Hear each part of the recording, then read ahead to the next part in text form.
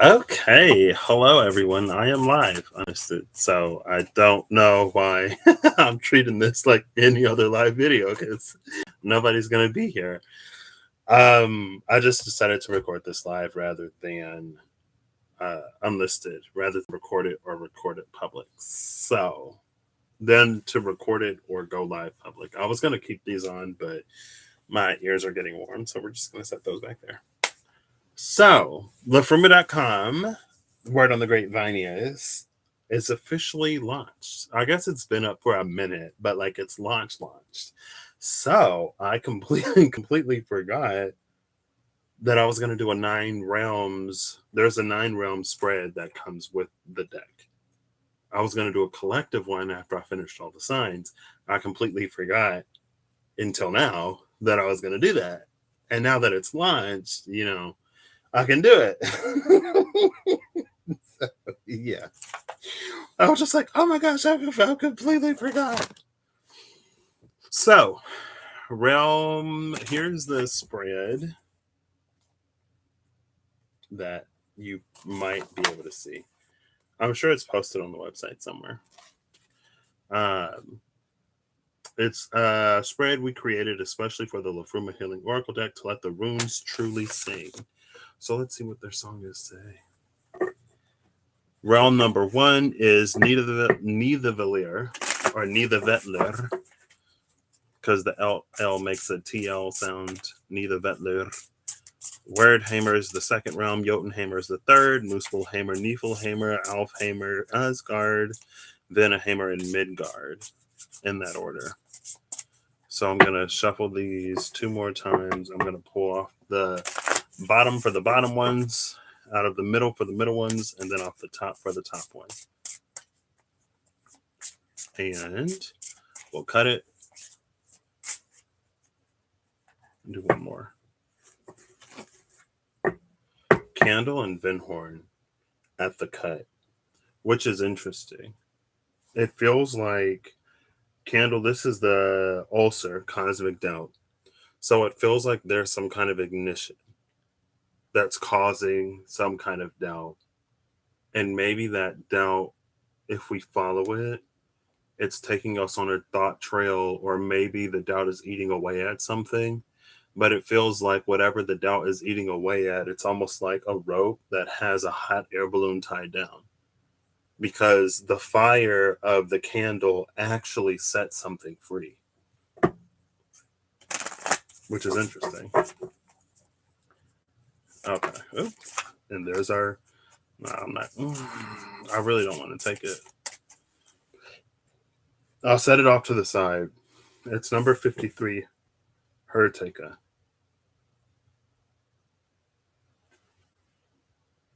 I think it feels like this is illustrating that, like, this is where the fire is in the darkness. It's almost one of those, like, if a tree falls in the middle of a forest and no one's there to hear it, does it make a sound?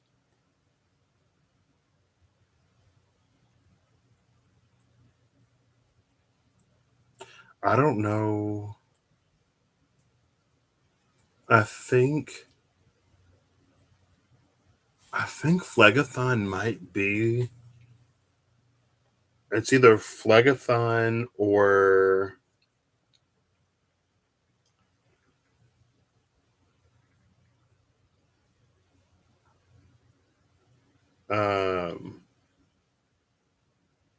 it is Phlegathon, the river of fire. In Greek mythology, the river Phlegathon was one of the 5 rivers in the infernal regions of the underworld, along with the river Styx, Leaf, Cocytus, and Acheron. The Phlegathon is the river of fire that flows from Hades' realm down into Tartarus. The Phlegathon keeps the wicked alive so they can endure the torments of the fields of punishment. The river is so hot that it's actually cold to the touch. He was so hot. Steam was cool. That line from Disney's Hercules. This is feeling Phlegathon because it's like because it's this image of like something rising through the water, and since it's like the sun is up here and it's rising, it looks dark. It looks dark because it's obscuring the sun. But there's this fire energy, so that's why it was River of Fire. Phlegethon is the River of Fire. It's one of the 5 rivers of the underworld. It flows into Tartarus. The fire is actually unbinding something. It's loosening something. It doesn't feel bad, but maybe it's like something that we persecuted ourselves against. So in that way, it's almost the 5 of Cups, the grotesque from the Spirit Keeper's Tarot. It's the thing that makes us special. It's the thing that makes us unique, but it's the thing that sets us apart. So we kind of hide it away because we want to fit in. So the first realm, neither Valir. I'm just going to say neither Valir, neither Vetlir. It doesn't matter. Neither Vetlir is nutrients in the shadows, element of earth, gifts hidden in the darkness. And the card is Tyr. Gifts hidden in the darkness with the upward pointing arrow of Tyr. It feels like it's reaffirming that something is being loosed and it's rising to the surface energy. And it's like it's in the bottom, number 1. So I just picked this up. I don't want to lose her, Tika. So I'll put you here.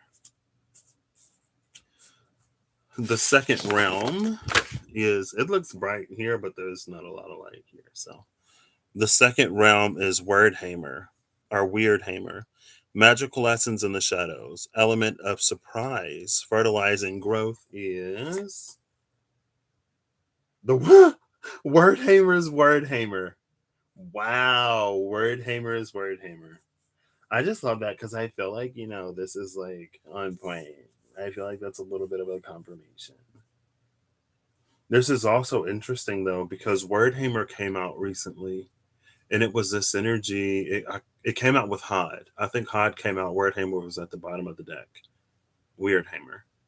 And so Hod is like, it was this energy of something that was unseen, but with Weirdhammer at the bottom of the deck, it was like everything. Like everything is unseen, or there's something behind, like there's a commonality behind everything that when you don't see it, it's easier to see everything as disjointed or disconnected. But when you finally see it, it's like everything makes sense. The gift of surprise. Wordhammer for Wordhammer. I love it. And Jotunhammer. What will test your fears? Element of air. Creating new thought patterning is Wackened. Number 64, Watcher and Animal Totem. Wackened is interesting because Earth Masion and Earth Grap were coming out for a hot second. Earth Grap is an East capped with a Wackened. And it was this feeling of us like merging with the animal spirit in a new way. There's the Berserker of Oath that would call on the animal totem to throw themselves into a frenzy and be unstoppable on a battlefield. But there's an energy of new where it calls on that same animal totem, but it doesn't invoke it in a way of battle. It gets thrown into a different, it makes me think of whirling dervishes almost. And girl, I don't even know if I know what whirling dervishes are, but it's the ones that like dance in circles until they get thrown into a spiritual sort of trance-like state. Google is my friend. Whirling dervish. Sufi whirling is a form of physically active meditation which originated among certain Sufi groups and which is still practiced by the Sufi dervishes of the Mevlevi order and other orders such as the Rifa-i Murufi. I'm probably butchering all of this. There is one outstanding example of pure dance, whirling dervish, the purpose of which is to glorify God and seek spiritual perfection.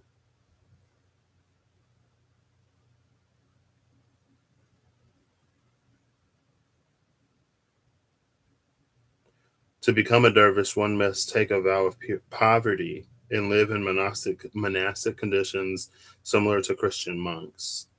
For these dervishes, spinning is their way of worshiping God. So there's probably obviously a whole lot more there that I know nothing about. But where did the whirling dervish? Oh, because of the not berserkers. That's where it came from. So it's interesting that Wacken is here. So the fourth realm is Muspelheimr, new passions rising, element of fire, reaching towards the icy salt rime, and it is Yarna. Yarn entwined. The fifth one is Niflheimer, the mystical salt rime, element of water, emotional fountain seeking the fire, and it is man. So Yarna, oh, this is interesting. Muspelheimr reaches for the salt rime. The salt rime is Niflheimer. This entwining energy is weakening. This entwining energy is reaching towards mankind. Now that could be some, because even if you look at it, realms. Well, I know what's at the bottom of the deck. Swelginus is at the bottom of the deck, and there's a lot that if you fall into the art, there's like a kingdom down there. It's almost Atlantis energy in that way. But even if you look at the graphic, realms 4 and 5 sort of fall outside of the tree. So it's almost like this external influence energy. And so it could be an external influence that's reaching out to entwine, like to bind man and keep man in bound. I want to say like enslaved, or I want to say like it's making me think of the attachment card and the energy oracle cards. Sorry.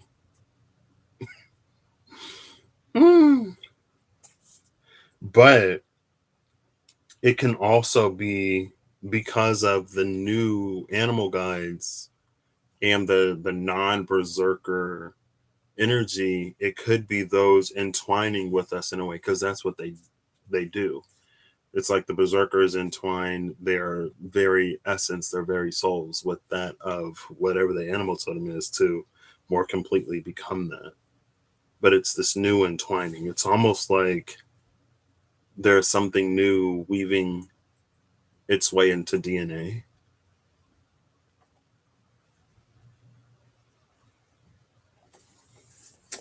The sixth realm is Alfheimer, Lafruma healing, element of love.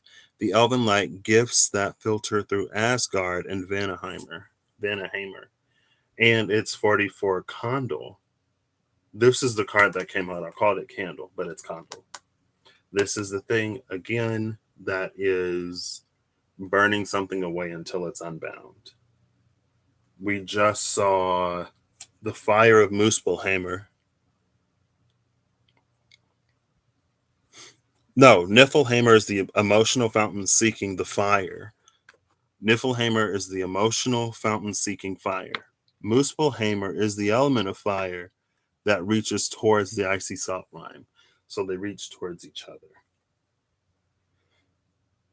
And then here we have the cosmic Tao ulcer, literally the fire. Here. And here's the Phlegathon, Lake of Fire. Again, that came out. Interesting. Next is Asgard, walls we hide behind, element of worry, things that stop us from our future now. And it is East. No, it's Os, Godmouth. Things that stop us from our future now, the walls that we hide behind, is Godmouth. Interesting. And the eighth realm, Vanaheim, where we feel freedom, element of kindness, that which compels us to reach out for others, is hell, returning light. Is Helheim here? Helheim isn't here, but Niflheim is. I think Wordhammer or Nifl or Neither might be Nutrients in the Shadows. Since number one is Nutrients in the Shadows, I'm going to say that's like encompassing Helheim. So that was the rising up tier. But Hell is in Vanaheim, which is interesting. It's interesting that Hell is in Vanaheim when the walls we hide behind is Godmouth. So it's almost like with those two together, it's almost like the way that we seek the divine or the way that we engage in the pursuit of knowing the divine or embodying the divine, it actually it feels like it drains it of its light in some way. And it might be the boxes that we put the divine in order to better understand it and in order to better live our lives in some way. And last but not least, the card for Midgard is our new frequency element of truth, how we live in our future now. And it's health, which for me is this is my solar eclipse rune. We're going to have a solar eclipse. I can't remember. It's in Aries. So it has to be the solar eclipse in Aries. Aries season is going to be big this year. Like Mars, Pluto, like Pluto's going to transit into Pisces. Mars is going to transit into Cancer, I think. There's going to be something else that happens in like the first few days of Aries season. And then the last few days of Pisces season, it's like what Mercury is going to transit or something like that. Like Aries season is starting off with a bang this year. And then we're going to have that solar eclipse in Aries, even though the nodes are Taurus and Scorpio right now.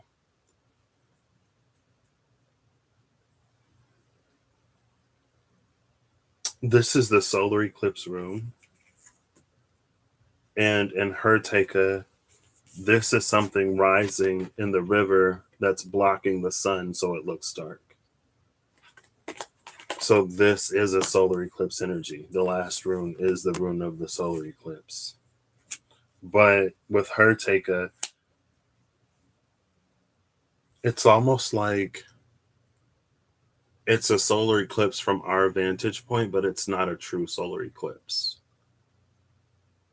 It's something that's just eclipsing the sun, but it's not necessarily the moon because this is something in the water, right? So we could be. I also have the runic tarot to pull when I actually like get into these because it's taking me 20 minutes just to pull the cards. Um, so it's like there could be an actual solar eclipse happening, but we're viewing it from underwater rather than on the land. But since we're under the water, it could be anything that like it's literally it could be a boat. This is literally like a boat that's just passing in front of the sun, and we treat it like it's an eclipse because of our vantage point. There's something about the medium that we're in, something about being in water instead of air. And because we're in water, it puts us in a certain geographical location. And because of that geographical location, as beings that exist outside of the water, we know that not everything that blocks the sun from below the water is the moon.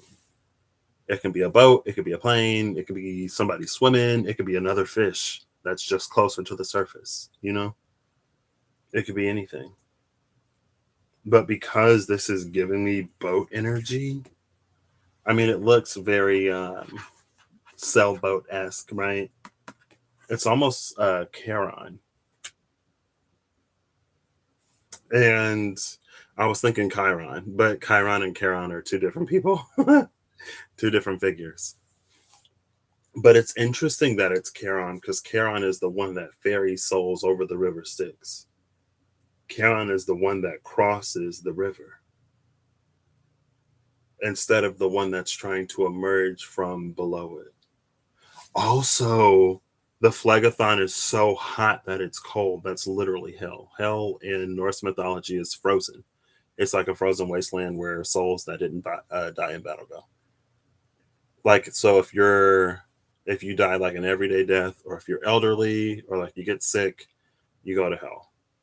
If you're a warrior on the battlefield and the Valkyries deem you worthy, you go to either Asgard or Folkvanger. I think Folkvanger. You go to Valhalla. You go either to Valhalla under Odin or Folkvanger under girl Freya. If you die at sea, you go with Ron.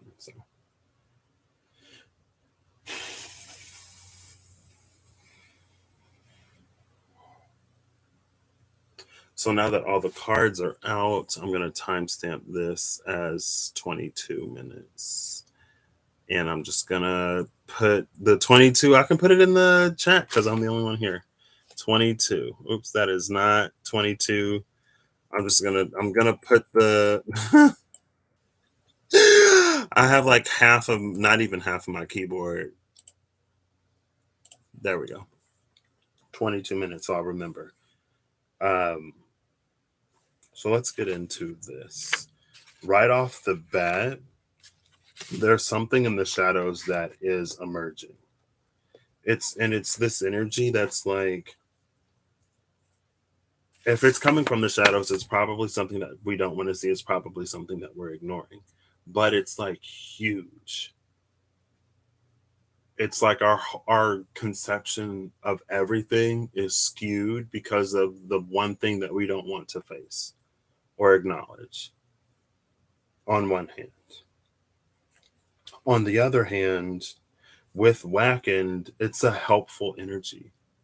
It's not one that is typical to Realms of Shadow when we think of the underworld and Realms of Shadow.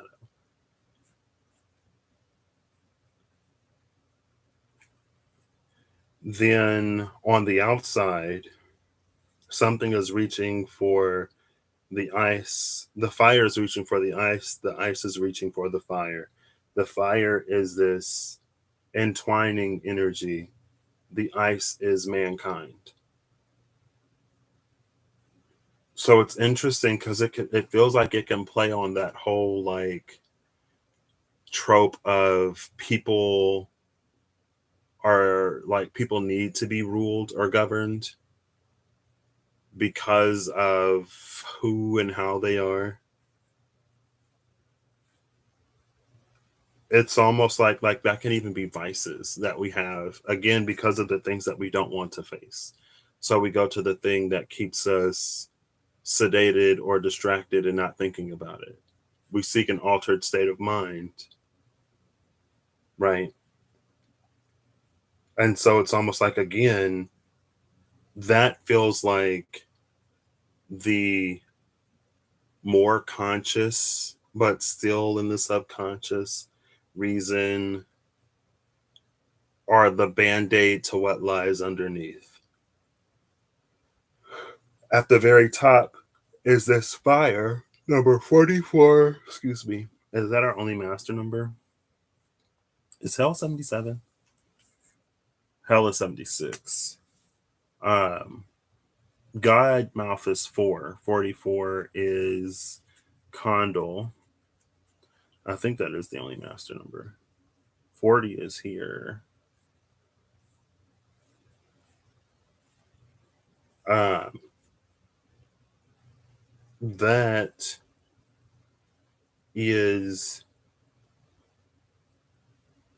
maybe that's the ultimate state, not ultimate. That is the entwined person. So it feels like there are like vices that we reach out towards. There are certain spiritual entities, I want to say, that we reach for. But it's our own lack. It's our own desire to not see certain things or to not witness, not experience certain things that keep us blind to a greater truth when we seek greater truth in those spiritual entities, in the creator and the divine.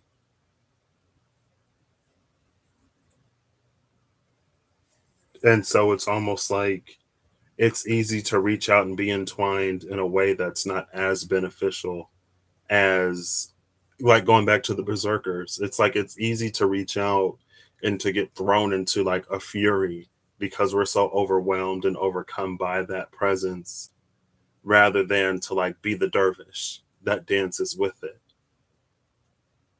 as like meditation, as a way to honor the divine.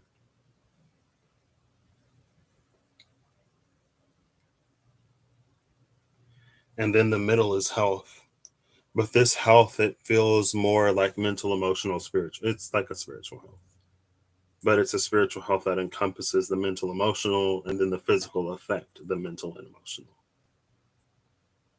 The physical is also the result and a byproduct of those things as well.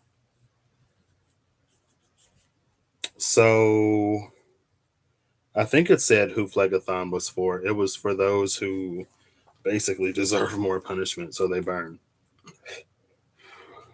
But it's so hot that it's cold.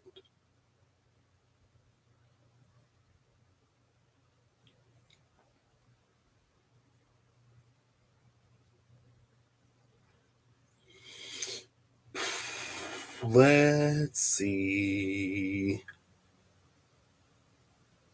The Phlegathon keeps the wicked alive so they can endure the torments of the fields of punishment. The river is so hot that it's actually cold to the touch. It's interesting that it says the river is so hot that it's actually cold to the touch, because it feels like that because we don't want to see things fully, truly. We don't realize that it's hot. So we seek more fire. And in being on fire and seeking more fire, we're thrown into the frenzy. We get lost, we get consumed. It's almost like we miss the whole point. But when you realize that even though it's cold, it's fire, and you seek the ice, that's when it comes into this balance. And in that balance, like, that's where things sort of come to the surface. Because if you're in the fire, adding more fire would make you more dense in that realm, so you would sink to the bottom.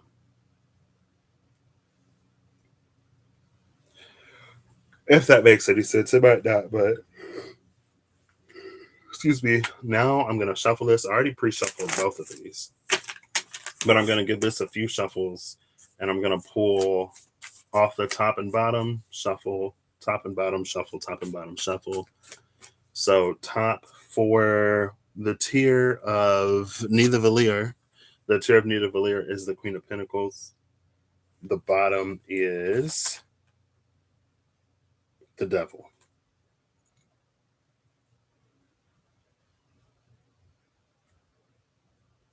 The Devil has the Rune of Shadows, and the Queen of Pentacles has a Bind Rune.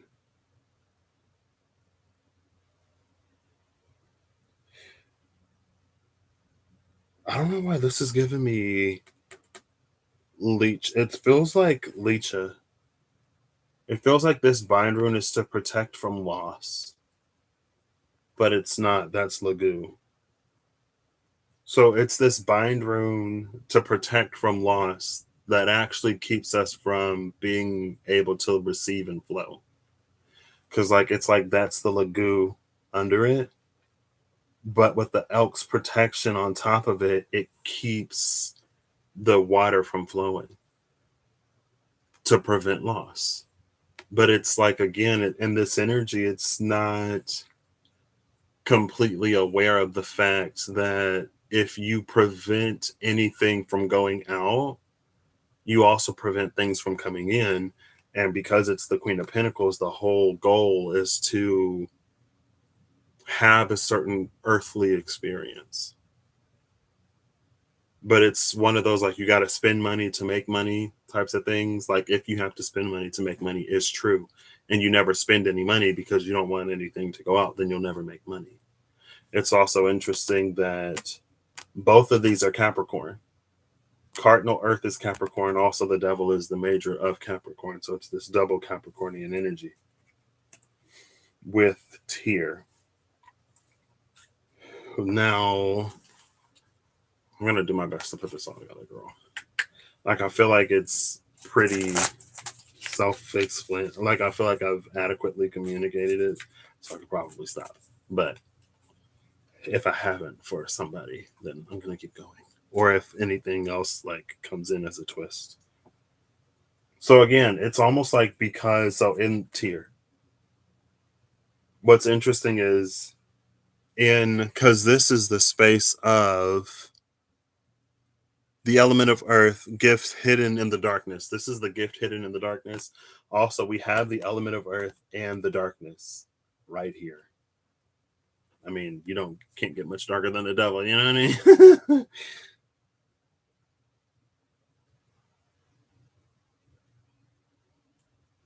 It's also interesting because the bottom looks cold and there's a fire on that arm and the devil card up above. The shadow feels like it's this. Where is Niflheim? Niflheim is number 5, is mankind. The devil ensnaring mankind. It's like a little too on the nose, maybe. This feels like the fog of Niflheim, and it's the shadows. It's an obscuring fog. Just read The Fog in London. And it's the element of earth again. Here's the element of earth. The gift that's hidden is Tyr and smelled. It's almost like, going back to the example of the grotesque, the 5 of Cups and the Spirit Keeper's Tarot, the thing that within us that's special and unique that we learn to hide away because it sets us apart from others, and we get teased, ostracized, bullied, whatever, and we want to fit in. It's like there was an appreciation that we had for this. There was a truth of this. There was a beauty to this that we saw before the world taught us to hide it away. And now that we've hidden it away for as long as it's been hidden away, or because we've suffered to the degree in which we've suffered, we lost sight of the truth of the beauty of what that thing is. The truth that we once knew.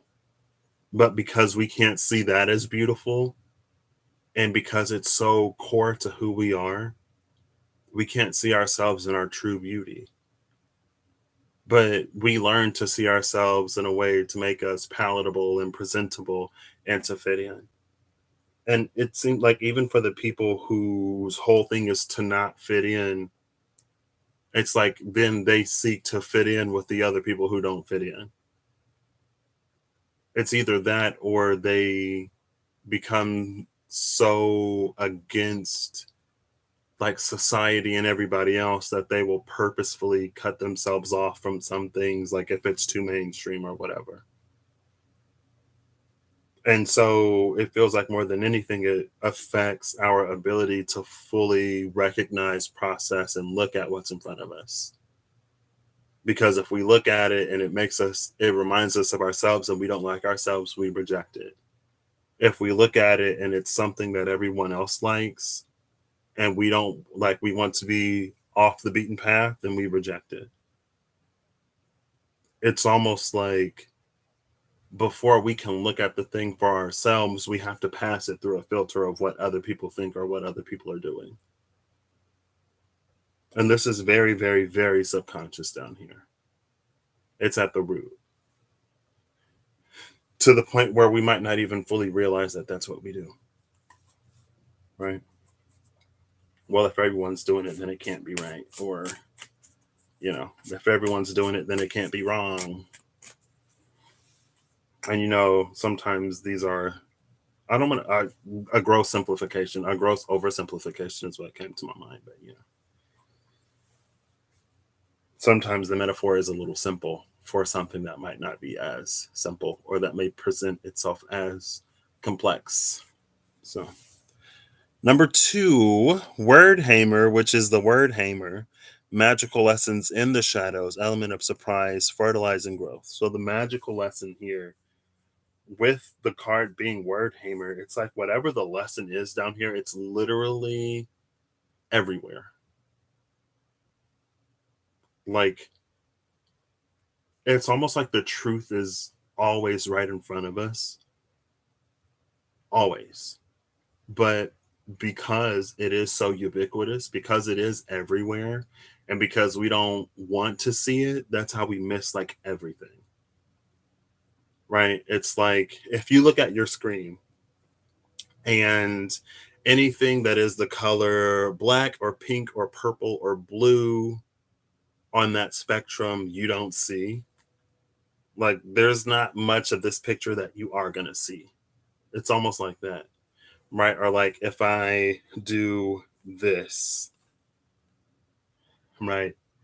And I'm like, you can't see the colors green or yellow / gold. How much of this are you going to see? And again, like this demonstrates how everywhere this truth is. So that's why we can't see nothing sometimes. And that's the very thing that's like trying to help us, or that's why it's there to help us.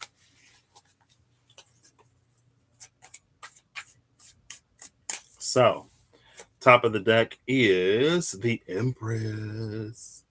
Queen of Pentacles can be the pre-Empress energy, like the Nine of Pentacles is minor Empress energy. Bottom of the deck is the Six of Pentacles, Six of Shields. This Six of Shields card is interesting. It's one of the few Shields cards where every shield has the North compass on it. Every single shield. So it's like every person that's present in this card has their own truth and their own sense of direction. This Empress feels like the divine in a way. So it's like we're all children of the divine. We're all birthed from this energy, and we all come down with our own sense of direction, our own truths, our own goals, our own dreams, our own ambitions. And when we start looking at how they differ, or when we start asserting ours over others, that's when it becomes really easy to miss the commonalities. And it's almost like if we look at the commonalities of all of these truths, then the greater truth will be apparent, right? Like there's literally the story of the red hat and the green hat. There are two people, and there are three people. One person this side, one person that side, and somebody walking by them in the middle. Person on the right is like, hey, like, did you see that green hat? And person on the left is like, are you dumb? The hat was red. And person on the green on the right side is like, what do you mean it was green? They're having this whole argument on whether it was green or it was red. And then the person walks back by. And then the person on the right is like, oh, it's green. And then the person on the left is like, oh, it's red. The truth of the matter is the person in the middle, half of the hat was green and half of the hat was red. If they would have listened to each other, they would have been much more likely to figure that out rather than insisting that they were right and the other person was wrong. It's like that. And it's interesting because when I was in London, I went to the pool with my friend a few times, and we went to a restaurant, and I was trying to leave out the door, and like I saw the exit sign, but the guy was like, oh, the exit is that way. And I was like, isn't this an exit? Like it has a green thing. And so I'm looking at signs trying to figure out like what is what. So I asked my friend, I was like, is a green sign an emergency exit, but a blue sign is one you can walk through? And he was like, what? And I was like, well, I noticed that when we were at the restaurant, the guy was standing in front of a door with a green exit sign on it, and he wouldn't let me exit. And I've also noticed like other green exit signs, like on a staircase that you would take in case of emergencies because you shouldn't take the elevator. And when we walked to the pool, the signs above the doors were blue. So does like blue mean go and green mean stop? Because that's weird. That goes backwards. And he was like, "What do you mean?" And I was like that sign right there is like that blue sign. Like we're gonna go out of that door, but the sign behind us is green, and that's like an employee area or whatever. And he was like, "That sign is green." And I was like, "No, it's blue. What are you talking about?" I was like, "The sign right there, the green sign right there." And he was like, "It's blue." The sign was literally green on one side, blue on the other side. It's like if you were going out, it was one color. If you were coming in, it was another color. And he was standing like beyond the sign because I was drying my swim trunks in the machine. And he already dried his. But anyway, it's this type of energy. What's interesting is that's the rune of the sun. So again, it feels like on a more basic level, above all of them, is this truth is her. But because they're so boots in the ground on the ground or in their own experience, they don't necessarily hear it or see it. But that is the gift, right? The magical lesson in the shadows, the element of surprise, fertilizing growth. Fertilizing growth, and it's the Empress, which is all about fertilizing growth.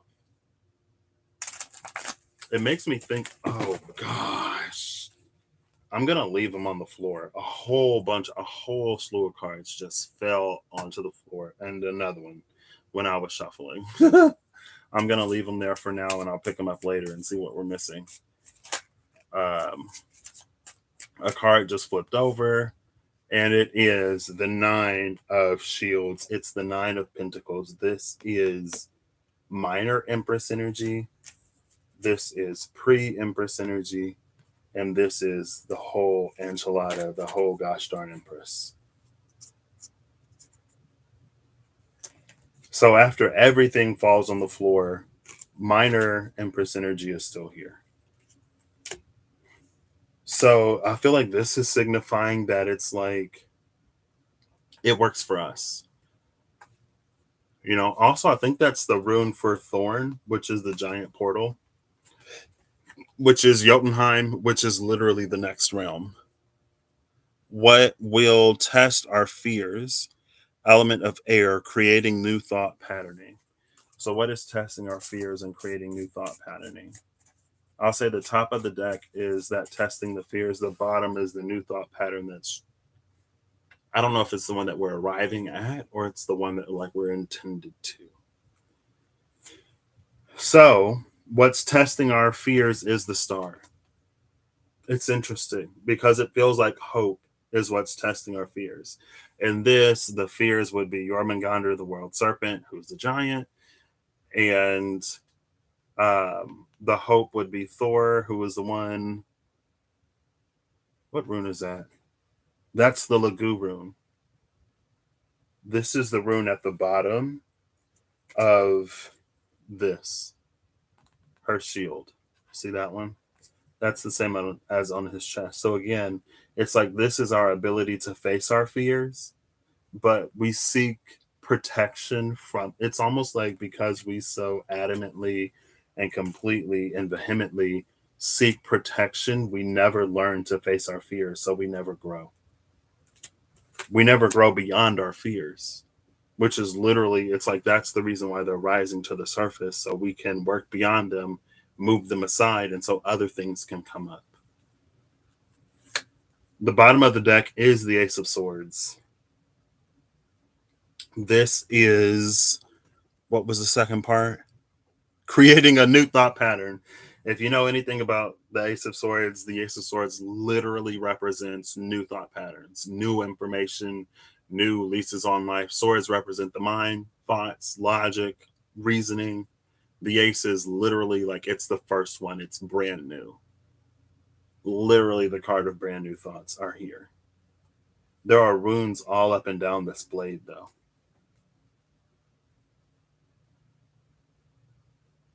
And it looks like,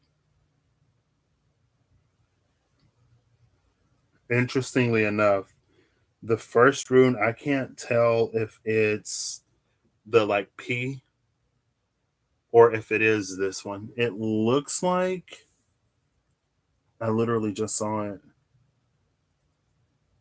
Was it on the nine? I think it was on that nine of pentacles. Something told me to keep it. The one that was on the nine of pentacles, that's the giant thorny portal. And I was like, oh, that's interesting because next is the realm of the giants. Jormungandr is a giant. The serpent that Thor is fighting is a giant. Thor is the giant killer. So we do have a representative of Thor in the realm, like Thor showed up in the realm of the giants, who killed a whole bunch of giants because he thought that that was his purpose, because that's what the All Father told him. That's what Odin told him, basically. That's how Odin like raised him. That's what Odin trained him to do.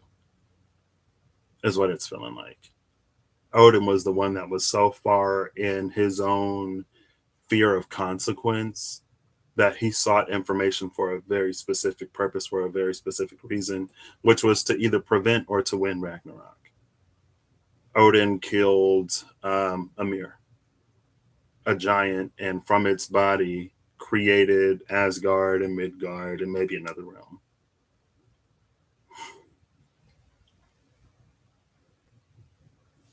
Right. Another thing that signaled the coming of Ragnarok was the killing of Baldur by Hod. Hod is the blind, is the unseeing, the one who came out while the other card was at the bottom of the deck, while Wordhammer was at the bottom of the deck. And again, it's playing into this energy of, because we don't want to see one specific thing, we can't see anything. Because the one thing that we don't want to see is literally everywhere. That's what starts Ragnarok. This is one of the battles that concludes it. But their meeting is destined. Their fight isn't necessarily. Their fight is their conditioning. The only thing that's fated and destined to happen is that Thor will meet Jormungandr, the world serpent. Because of everything that Odin was doing and saying, Thor knew that it would be the fight because they saw prophecy. But it's like, if you seek prophecy, it's almost like, again, like when you're so, and this plays into how mankind seeks the divine above. It's like when we already have our mind made up about something and we go to the divine and we look at a holy text or a holy scripture, or even like if we are that Hierophant person, even if we're seeking like communing with the divine ourselves, when we're already convinced, when we already know what we want to hear, it's very like selective hearing. It's very cherry picking. It's very like, well, this is what was said, and we're taking this interpretation to validate this thing that I'm doing right now. So again, like Odin, it's very purposefully manipulated and it's purposefully sought, and it's half listening to maybe sometimes complete truths, but since we half listen, we don't get all of it. And then when we put that into action, when we put it into play, and then when the world meets us because of who we are, what we believe, and how we live our lives, that's when it seems more fated and destined and inevitable, but it's like it really doesn't have to be. Up until this point, probably has been. Again, because of the things that we haven't been willing to see. But the very first rune on the blade is that on the blade of Jormungandr, and the giants were wise. They were old. So, also wise. The very first rune is that giant thorny portal rune. The second one is hell, which is literally right here. There's the second rune right there, and you see the second rune on the sword. The third rune is Ing, and that's not here. The fourth rune is Os, Godmouth. See that? And then you see the fourth rune. And then the fifth rune is the reverse of candle. It's candle. The fifth rune is candle. It's the reverse of condle. Instead of it going up, it goes down. So it's almost like there comes this point in time where we realize, it's almost like we realize that we've got it all backwards. or there comes a point in time when we realize the role that we play in things. Again, it's also interesting that this Ace of Swords, this brand new thought pattern, it's tying in runes that are on the table. But the thing that's crowning this whole thing, the thing that's at the top of all of this, the thing that mankind seeks in order to break itself free of shackles, that in turn keeps it more shackled because mankind can't accept the truth of their freedom. And so they seek to, or they choose to remain enslaved. Like from the Ace of Swords, it's upside down, which is, again, it feels like, since this is in the space of the divine, what's coming to entwine with us is like that animal spirit, the thing that's winding with our DNA, but it's not in the way of the berserker. It's not in the way of us fighting against each other. And that's literally like what this Six of Pentacles can more often than not lead to. We all have our own truths. We all have our different beliefs. We all have our different directions. And when we come together, instead of listening and cooperating, not everybody, but it seems like a lot of what's recorded in history is that we chose to fight as a collective human race.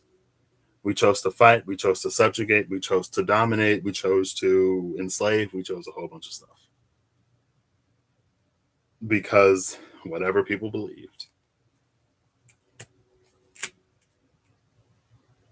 And it's literally at the top, it's like you have it all wrong.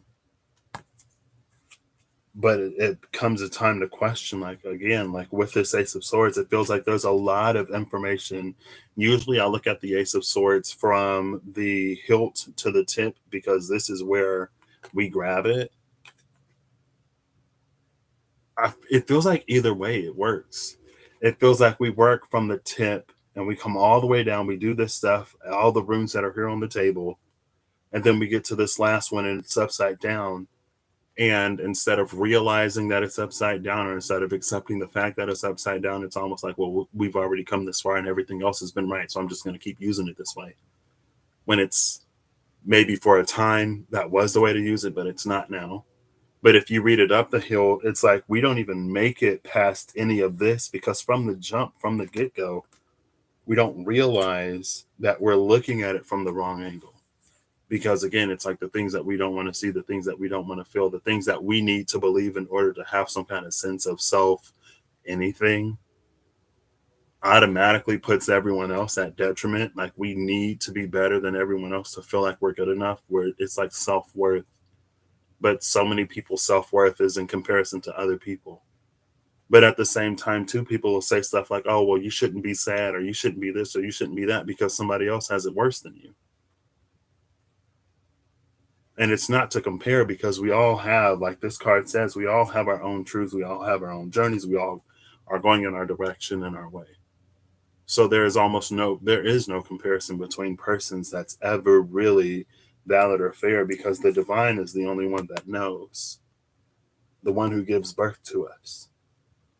Not your brother, not your sister, not your auntie or your mama. But sometimes some people can see truths that we don't see ourselves. But anyway. Oh, girl. Didn't necessarily expect for this to be already an hour. So next is Muspelheim. Muspelheim is new passions rising, element of fire, reaching towards the icy salt rime. Top of the deck is the Knight of Cups. The Knight of Cups is coming out in the element of fire, which is interesting. The bottom of the deck is the Tower. And look at that dragon breathing all that fire.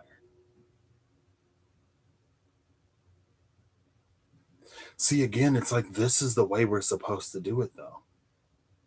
Because it's water that douses the fire. This feels like it's for a lot of the people, not a lot of the people, for the sentiment that like one person doesn't matter or one voice doesn't matter. And so, like, why should we say anything if it's not going to matter? Why should we do anything if it's not going to matter? For those with the more nihilistic approach, it's like this one cup is actually enough to put out all of that fire. It is. Not only is it enough, if it's not enough, it adds up. You know what I mean? If you think of any body of water, you can break anything down into drops. When the rain falls from the sky and it continues to fall and fall and fall and fall and fall and fall, it adds up. It's almost that you got to start somewhere. This also feels like it's some element within Muspelheim that puts people on fire so that they seek water. And what's interesting is if this fire is hot, then it's less hot than the fire below. Because the Phlegethon, again, the card of heartache, which is what a lot of us, so it does, I didn't necessarily want to read it as the flagship for this, but it basically ends up being the flagship for this. This heartache is so hot that it seems cold.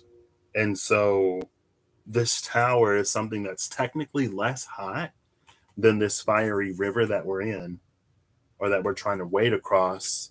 But since it's less hot, we can actually tell that it's fire, so we seek the water.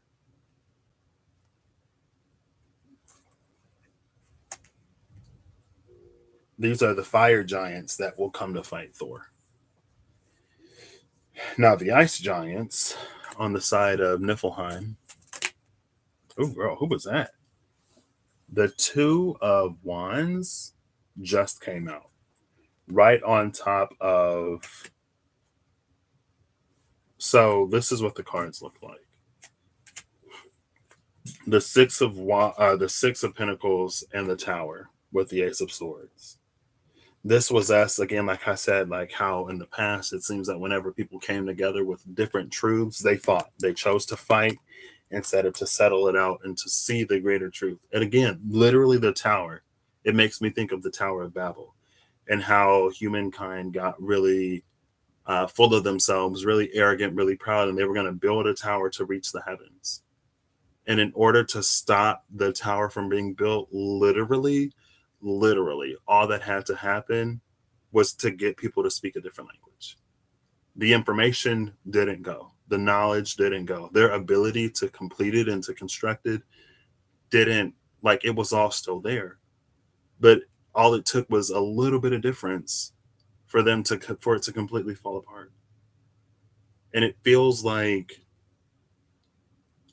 that shows us the power of a collective human collaboration.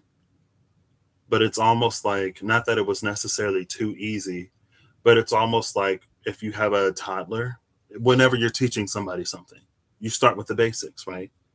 And then you make it a little harder, then you make it a little difficult. And once your foundation is solid, you expand on that foundation so that they can make sense of the world around them. Truly. But it's almost like after the introduction of new language came with the tower, again, the tower came for us to seek water. The tower came for us to seek to work more, or to continue to work together with each other despite our differences, instead of letting our differences send us down this whole, now we compete, now if I got it, you can't have it, or if you got it, I'm going to have to take it from you, whatever foolishness. It's like, now that we come together from different perspectives, we actually will have a better idea when we sort of make it higher rather than this elementary idea. It's like, that's why it was torn down, so that we can expand our knowing. Or at least in the context of this, that's how it's coming out. So literally right on top of the star card, literally right on top of the star card, the Two of Wands came out. And what's interesting about this is there's a bind rune on this Knight of Cups. Oh gosh, another card just fell on the floor. Who fell on the floor? It was the first card I had. The Six of Pentacles fell on the floor. There is no collaboration. Usually the Six of Pentacles is a card of people working together. And sort of. It's the card of those who have giving to those who don't have. Like spreading the wealth. You know?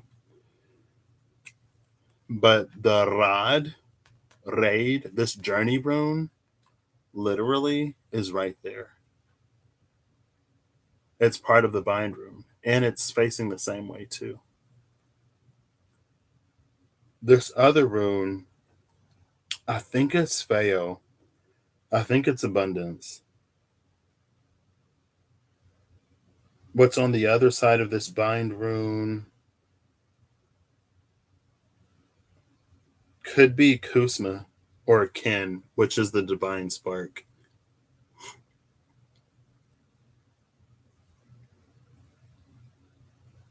Who was on here? It's Vindhorn. And that's the interesting thing about these two. If you look at the bind rune, it's actually really similar to the rune on top of the dragon's head, on the dragon's third eye. Let's see. Let's try to get this one first. Come on, I don't know if it's going to focus. Focus, please. It's the Vindhorn. The one that looks like a star, literally the rune that came out with this rune at the cut when we started it. The one that's like the fire is unbinding something, the unbound. We have entwined right here. For the rune that came out with Muspelheim is entwined, Yarna. The card that came out on the head of the dragon is, oh, you can see it, is that Vindhorn rune. It's the same as this one, but there's that line for the journey in it. Literally, and that was the energy, right? This is actually directing the knight to actually put out the fire, to actually unbind what is being like entwined. Because it's almost like maybe it's too tight. And that's the problem. It needs to loosen up a little bit so that some air can flow through. What's the element of air? The element of air was Jotunheimer, right? Jotunheimer, the element of air. So what's coming through? Literally these new thought patterns. And that rune was wackened. The forces, the spiritual forces that are coming, that are guiding us, that are working with us to move into an era of prosperity and abundance, truly, for all of mankind. But some people don't want everybody to succeed too, because their success is relative and comparative rather than it being absolute. And then maybe that's the problem when you're seeking an absolute truth or when you're working with absolute truths. But so much of our lives are relative, and so it's easy to be comparative because we live our experiences, and so what we see as true for our experience, for someone who has a completely different experience, it might not be true for them. And it's almost like sometimes instead of being like, oh, okay, like it's almost like you go through high school, you go grade school, elementary, middle school, high school, you're never going to need math. You're never going to need math. Math is pointless. Math is useless. And for people who actually use math on a day-to-day basis, who like math is literally their job, that truth isn't true for them. Right? Like you might not need math where you are and with what you're doing, but somebody else does need math. Does that mean that nobody should learn math because you didn't need math? On the other hand, you could say, does that mean that everybody should learn math when not everybody needs math? Question mark, question mark, question mark. But a lot of times the thought seems to be, it appears that the thought is like, oh, since I don't need this, or since this isn't true for me, then nobody should have to do this. Anyway, moving on. Oh, here's the Two of Wands again. The Two of Wands fell on top of this star card. And so because there are two wands and because there's a choice and decision being made on how to move forward, it reads and feels more diplomatic. This is diplomacy rather than battle. This is the berserker. And then with this, Spirit, the divine, will help us make these new choices. Like it's something completely new. It's unprecedented. It hasn't necessarily been done in recorded history. And it seems like the people who would choose peace probably lost out to the people who didn't. And maybe they were like, no, like we can talk, like we can discuss. That's how we've reached peace with each other. Like, if you didn't give me a chance and if I didn't give you a chance, we wouldn't be sitting here talking to each other. What makes them any different? Well, what makes them different is that they ain't gonna talk to you, girl. They coming for you. That's the difference. And that's what a lot of history has been. But this falling out on top of this is like, this is where we come together, we set our differences aside, and we look for the path moving forward together, where we all benefit. The chariot at the bottom of the deck, which is Freya. Folkvanger is her place. So next is Niflheim, right? Yes. Niflheim, the mystical salt rhyme, element of water, emotional fountain seeking the fire. Top of the deck is Freya. Who is this? Niflheim. Niflheim is giving Vanaheim energy. Vanaheim came out with Hell, which gave neither Valir energy, which is the tear smelting uprising. And if it's almost like if this person were to look up, they would realize who the quote unquote true enemy is. Or if the person were to look up, they would realize that there's this fog that blankets everything in shadow and makes it difficult to see. Right? So there is some references. There are some references being made in here, of course. This is laden with references, and Wordhammer came out for Wordhammer. Oh my gosh, can you believe that? Freya the Chariot, literally, this is about opposite forces coming together and working towards the same goal. This again was preceded by this Two of Wands that came out. Instead of fighting with each other, we're seeking solutions together. When we come together, these are the forces that work with us. This is that whacking animal spirit. This is us coming together. And it helps guide us towards that. We already have the answers. We've always had the answers. Literally, when the tower happened, when the tower fell, all that changes. We speak different languages. If we learn to communicate with each other, we learn to listen, we can achieve it again. But we can achieve it in a much more aligned way, in a much more wholesome way, in a way that is more in a way that is more befitting what it is that we're seeking. Right? It's like if somebody doesn't know math because math ain't their thing and they never wanted to learn math and nobody should learn math, and then you need like your books balanced. Like, if you want your books to make sense, you probably want to go to someone who does math or who knows how to do math.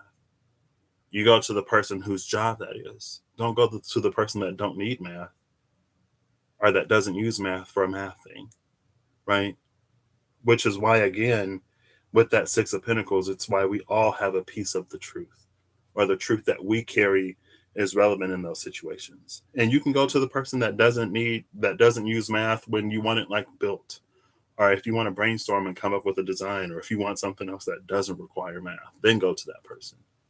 I think too, just like how, it's understandably easy, I guess. Just like how we like to put people into certain roles in our own lives where we ask for things from people that they can't give us, or that's not for them to give, we do the same with the divine. We put certain choices and certain decisions in the hands of the divine when the divine puts it in our hands to make. And then when things go wrong, sometimes instead of us accepting how our choices and decisions led us to a certain outcome, we'll blame the divine. And that's the thing again, it feels like that we're trying to sort of get away from. Bottom of the deck is the Nine of Cups.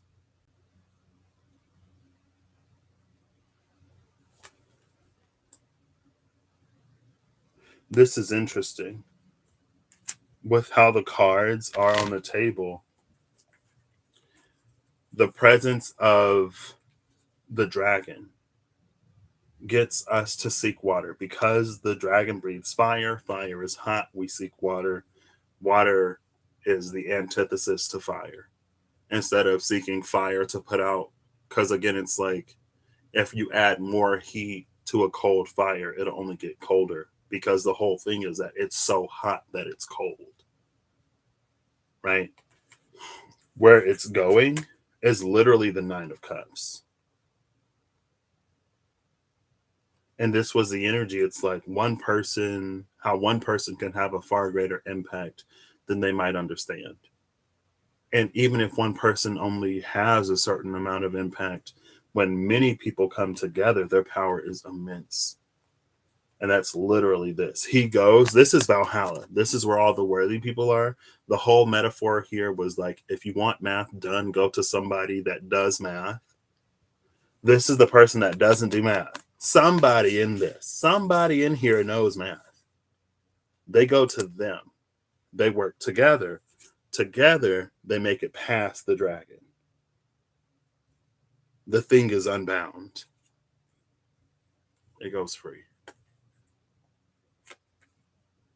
What's interesting is there's that sunroom. The one from the Six of Pentacles that fell on the floor, the one that's not on the table anymore.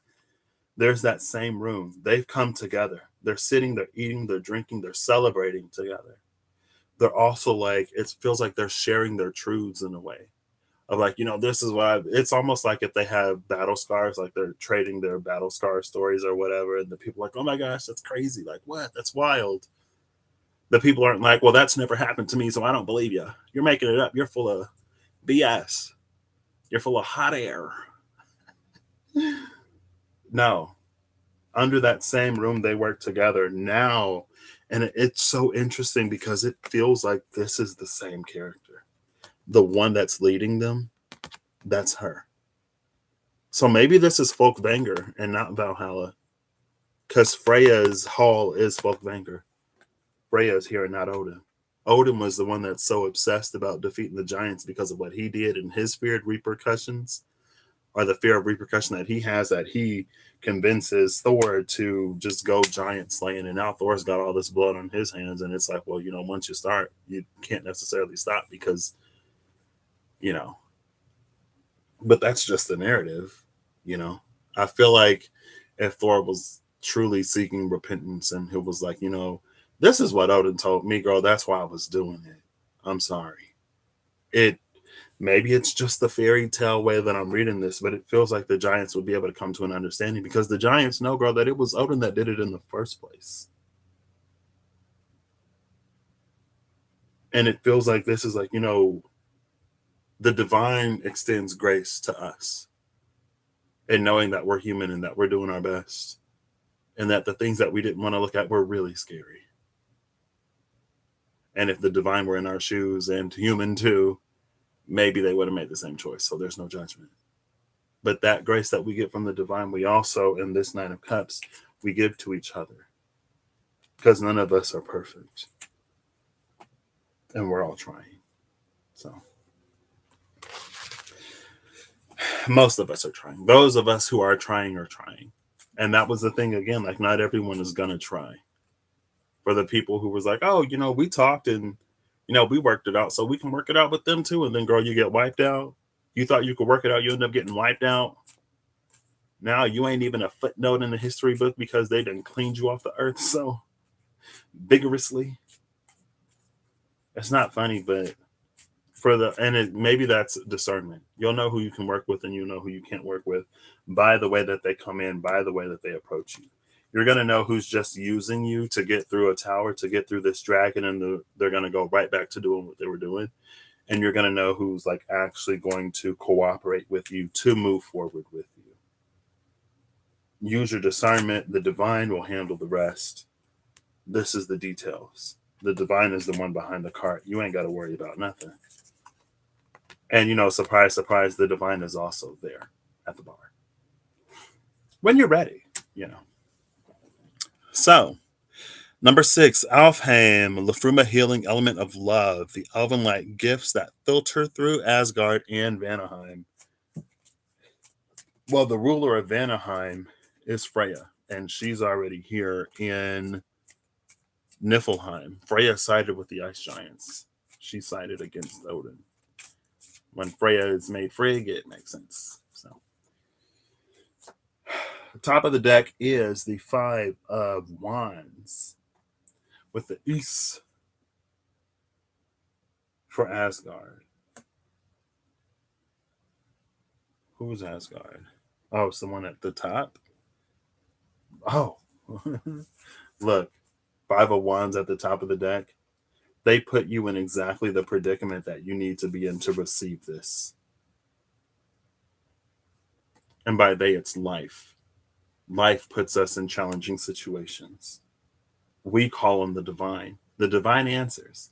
Depending on the answer, sometimes we don't hear it. And when we don't hear it, we go into that berserker rage. We do all kinds of foolishness that is not necessarily sanctioned and condoned by the divine, but we're human. It's understandable. Life is hard. Fear is scary. But again, it's like that's literally the exact situation that's going to free us. And that's the exact energy that this card had one time. They set her on fire, but the first thing that the fire burns is the rope. She's free. She can run away. She can escape. She doesn't have to stay on the pyre and burn. Does she realize that, or is she so consumed by the flame that she doesn't even notice? I don't know. Bottom of the deck is our Nine of Pentacles. Is the first thing that we learn. Thank you for coming back out. The first rune at the top of that sword, right there. And it's almost like it is these exact situations that teach her how strong and how powerful she is. This card originally came out as the Berserker. With the Whack and the Animal Guide, there was a storyline, the Runic Tarot. It couldn't break itself free of the old thought pattern. So it called on the divine to fight. And it was the divine channeled in one truth, fighting the divine channeled in another truth. It's like brothers fighting sisters, fighting cousins, fighting aunties, and they don't have to. It's like it's all of yours. But I know I've heard stories that whenever there's a will left, things can get ugly. It's like the love that you have for a person out the window. How are we splitting up the possessions? What did they leave to who? I think I deserve more. You ain't do nothing. I think you deserve less. Who did this go to? Who did that go to? And it's like at this moment in this time of grief, what good is stuff? Is stuff going to fill an absence, going to fill a hole? Depending on the person. You know, some people aren't that great. Some people you don't even necessarily know. But it's like, it would be more healing, more beneficial, more effective for the family to come together to support each other through the time of grief, rather than fighting with each other over physical things while still processing the grief. So not only do you still have to work through the grief, now you don't have the people to work through it with. And also there's this whole other thing that you've created. But it was like that was her energy before. Now it feels more like, because again, she has her will shield, which is the Norse compass. And it feels like she's been able to change. It feels like she's not a berserker anymore. This is the berserker whose animal totem is the polar bear. So she would channel the polar bear, go into a frenzy, start hacking. You can probably find her in Valhalla or in Folkvanger, because I guarantee she was very worthy. But there was that question. That was Thor. But I've already done this because of Odin, and I've already done that because of Odin. And can I really come back from this? Even with Odin, whenever we reach that point where we go like, I now know better. I see because of what I've witnessed and experienced, but I don't feel that I can atone for what I've done, or I don't feel like I can undo what's been done, but I know that I can't keep doing it. She puts it up and it feels like she finds forgiveness. This is also like when you didn't know better, you didn't know any better. When that was all you knew, it was all you knew. You survived, you made it through it. The person that you're talking to, I'm assuming, survived and also made it through it. And together, and again, it's that energy of like, I understand where you're coming from. I don't necessarily know how we move forward. I don't know what moving forward looks like. I can extend you compassion. I can even extend you forgiveness. I can even extend you an invitation, but I don't know how you're going to fit in. Like, I want to extend an invitation, but because of what you've done, I don't know how you're going to fit in. Things have changed since you stepped away. And again, it's this energy of like the divine is the one that takes care of the where and the how and the why. You just got to show up and be on one accord. That is the kin rune. That's the kin rune that was on the other side of the Knight of Cups. That one. But it's backwards. The journey is here in this, and the journey has the same orientation. And I feel like, again, that it plays on that we don't need to know the how, because what's going to happen is when we are of a mind to move forward, the divine is going to come in and attach and support us. It's like the tailwind, it moves us forward. Thank you for showing me that, because I totally missed it. And it, like, not only did we do what we needed to at the moment, but it feels like there's something that it teaches us. If only what is too much, what is too far, what is excessive. Sometimes we remember the past, and Swelgeness is at the bottom of the deck. Sometimes we remember the past and we have a mindfulness about the past because it's things that we know we don't want to experience again. Because now we know what we didn't know then. So Swelgeness can be taking the wisdom from the past with us moving forward into the future so that we don't find ourselves in the same situation again. And without taking that wisdom forward with us, how easy is it to fall prey to the same everything? The same situations, the same traps, the same dead end this or dead end that. And again, it's like when we're not fully aware of that Swelgeness, when we're not fully aware of the past, it's very much those who don't learn from their history are doomed to repeat it. But it feels like there's something even better, or there's something more that came before. And it feels like this something more that came before it also plays on this energy. The one down here with Tyr. When we were young, we saw that thing as beautiful. We were in the bliss and the abundance and the magic of our truth before the world had us put it away. But that is the very thing that's the key to us going even further. So it's like there is a key in the past, but also it's for us to take wisdom so we don't find ourselves in the same spaces and positions.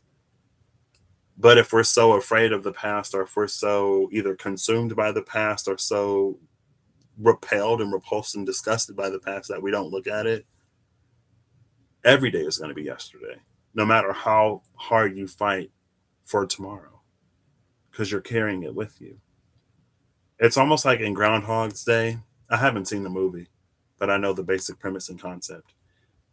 It's almost like if Groundhog's Day was like, this person does this thing every single day. Every single day they do the thing, and then the world falls apart, and they never, like, they're so busy trying to like remedy, like, let me do this, let me do that, oh my gosh, they're running around, they don't realize that something that they did in the beginning sets the whole thing in motion.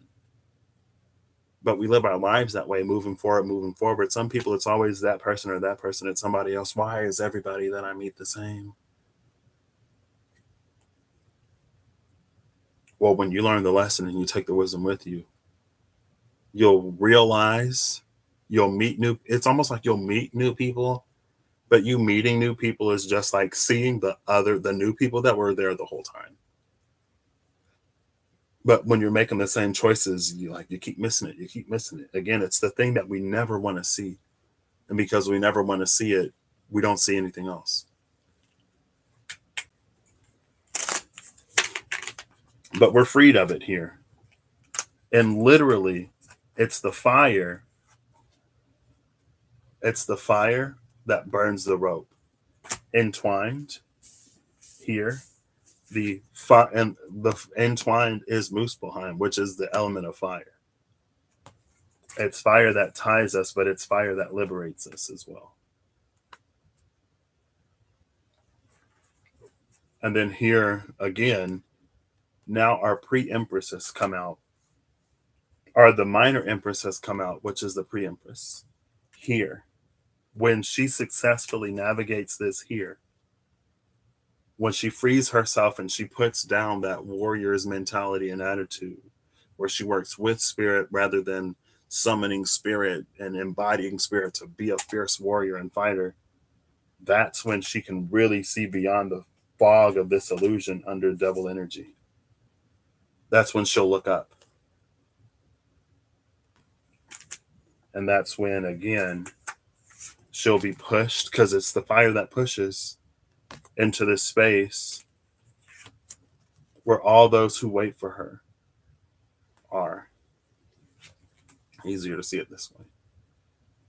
And then from there, the divine takes over and they move down that pathway that none of them alone could see. The whole point is that none of them, because again, it's like that's the Tower of Babel.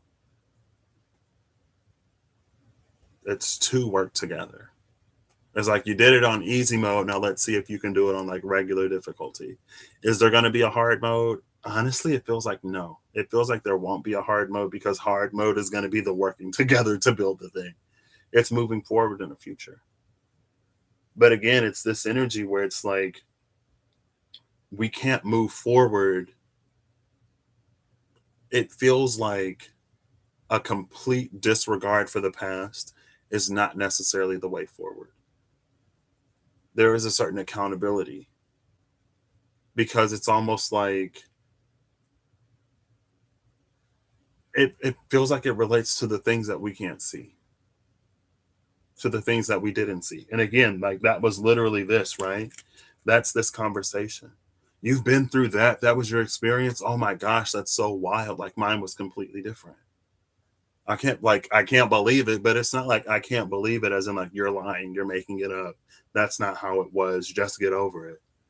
Because that just get over it, that's what leads to a lot of fighting sometimes. And again, like if we get mercy from the divine, we gotta give mercy to each other. But mercy don't necessarily mean we forget, because again, there are certain things that we don't want to. Honestly, there are certain things that we don't want to forget. And not only because we don't want to repeat it, it feels like it also helps cement and anchor the importance of what it is, because that not wanting to repeat it is going to help us navigate certain darker parts of the journey. And it's darker because it's unseen.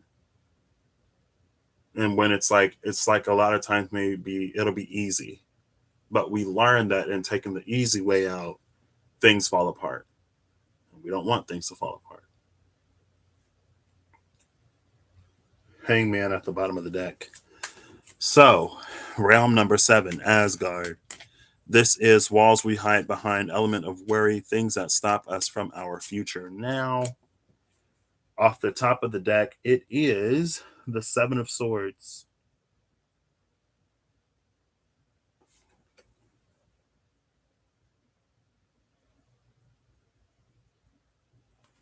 Bottom of the deck is the Hanged Man. I shuffled it. He's still at the bottom. The 7 of Swords and the Hanged Man. It feels like the walls we hide behind. And this is us, Godmouth. So it's almost like going off of mercy. It's like we seek absolution or we seek forgiveness from a higher power.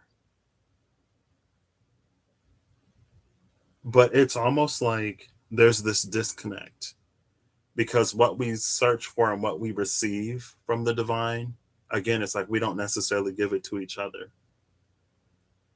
Or we almost seek a complete pardon. But in that complete pardon, like we end up doing the same thing over and over and over and over again. Because the purpose isn't to learn. The purpose is is to almost like forget. But the thing is, like in forgetting, we just do it again. It feels like that's the Groundhog's Day thing. Like we do something, we repent, we do it, we repent, we do it, we repent, we do it, we ask for forgiveness, we do it, we ask for forgiveness, we ask for a sign, we don't follow the direction, we ask for another sign, we still don't do it, we ask for another sign, we still don't do it, we never. It's almost like this Seven of Swords is a Seven of Pentacles in reverse. The Six of Pentacles was down here, it's on the floor now. It's like the divine gives us what we're asking for and what we're needing, but instead of investing it and putting that in our foundation so that we can build upon that, we spend it. And so again, it's like instead of changing our lives enough that we don't have to ask, we just keep putting more and more and more band-aids on it. We exhaust ourselves and we put ourselves in the state of suspension when we're not even grounded. But the thing with the hangman is like it grows our trust in the divine. It's like, well, we know that the divine is going to bail us out, or we know that the divine is going to take care of us. So we don't really have to grow. We don't really have to go on the journey. We don't really have to heal. It's like, I'll get on my knees, I'll pray, I'll shed a few tears, and then God will come in and solve everything for me. And then, I'll be back in a week or two, girl. It's like when you're in rehab and you successfully complete the program and they're like, oh my gosh, I'm so proud of you. You're like, I'm going to go take another hit and I'll be right back. I'll be back in like a month or 2 months. Don't miss me too much.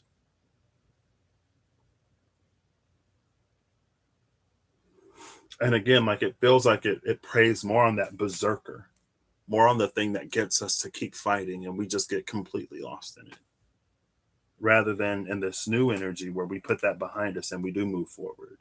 And again, like that's what the divine is pushing us towards. It's like to moving forward. That's when we become entrapped by it. That's when we get wound up too tight in it. We get a little too dependent to the point where we just don't do anything.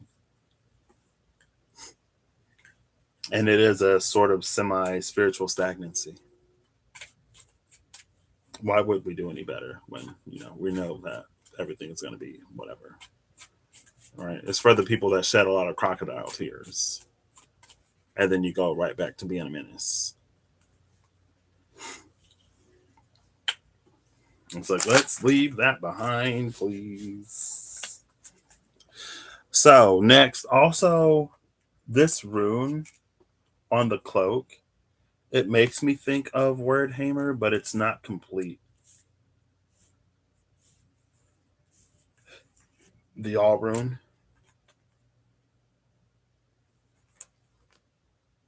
It makes me think of the All rune, but it's not complete. What's missing is these two lines on the outside, right? I think that's the thing that's missing.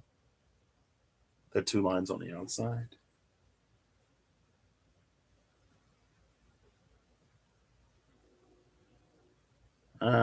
Maybe not. No, because there's no line down the middle either. There are no vertical lines here. There are no vertical lines here. And it's literally the hanged man. It's ungrounded.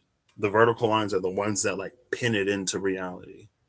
It's like when you're rock climbing and you put instead of rock climbing, it's like if you're trekking and you put your stick down and you pull yourself up and then you put another stick down and you pull. It's like this, but without any sticks, girl. You just flying all over the place like SpongeBob trying to deliver that Krusty Krab pizza.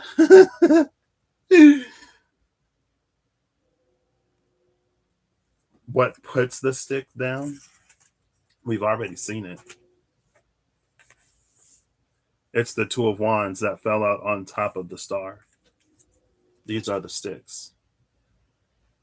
The vertical lines. The divine tells us where to put it. We journey because raid is the rune of journeying. We journey to a certain point. We put a stick down to mark a milestone.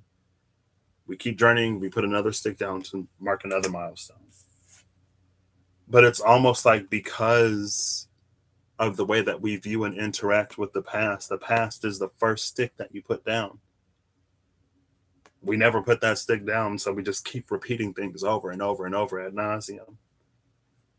But we believe that the divine will take care of us, and then the divine is like, okay, I am the divine. I will bail you out again. It would be great if you learned, and we can show you what's over there. Because we not only do you want to go over there, we want you to go over there. Type of energy, you know what I mean? Those who don't learn from their past are doomed to repeat it. This is repeating it over and over and over again. At first, this hangman was just suspended in the air because there's nothing grounding it. Now it's like it's spinning just ad nauseum. It's probably getting nauseous going through all this. It's getting sick, but not so sick that it won't keep moving. So, anyway, the next realm is Vanaheim, where we feel freedom, element of kindness, that which compels us to reach out for others. This is outside of the walls of protection of Asgard. Again, we've already seen the ruler of Vanaheim in what realm is this? In Niflheim. And it's Freya. She's the one that rules Vanaheim, the one that's moving things forward, the one that's like, okay, now that you've all assembled, let's go. I got something that you're all gonna love. What's also interesting is Vanaheim, Freya moving forward. The fog. This fog. This is the fog, the mist of Niflheim. Freya is in Niflheim. In the fog of confusion, lies the solution. The fog is, again, it's part of this dragon energy, part of the fire that pushes us forward wherever the tower went. Now that, oh, here it is. It pushes us forward. It gets us to move when we're just like standing there, girl, fighting with each other. Moves us forward. So, top of the deck for Vanaheim, beyond the wall, is the King of Wands. Remember the one that's coming to the surface? You remember the Vire, King of Wands. I like this King of Wands because what's arising, what's coming up, is the thing that we cast aside because we want to fit in. It's the truth that we didn't want to look at because we never looked at that truth. We never saw things in truth. When we accept that truth, we emerge in a way, able to move forward and not be deterred or drag. It's like that energy of not going back into the past. Now we can drive that stake. We can pull it up with us rather than completely relying on the divine to sort of, it's the third one. The divine will do the first two, the stake of the past and the stake of the present. They do. The future we create. We choose. We decide. Just like we decided to keep living the past over and over and over again. And some people be like, oh, we're not in the past anymore. And then you literally see the past play out and play out again and again.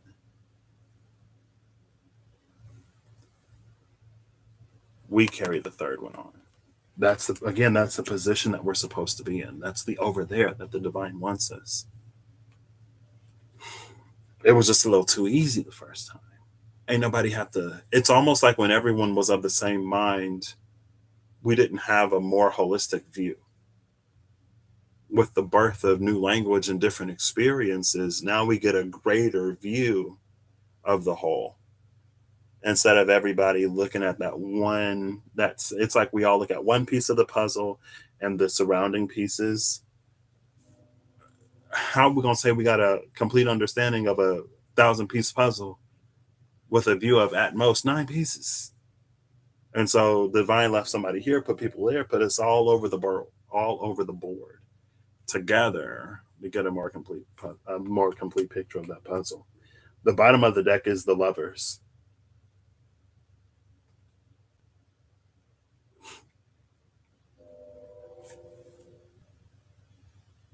It feels like the person here and this person are the same. But this is the one, because they now see that truth, they can entwine with the divine in the way that they're supposed to and not be choked, number one, or to not choke the voice of the divine. And they work together in unison. It's like they're bound, but they're not tied. type of energy. And this is Vanaheim. This is outside of that wall of protection.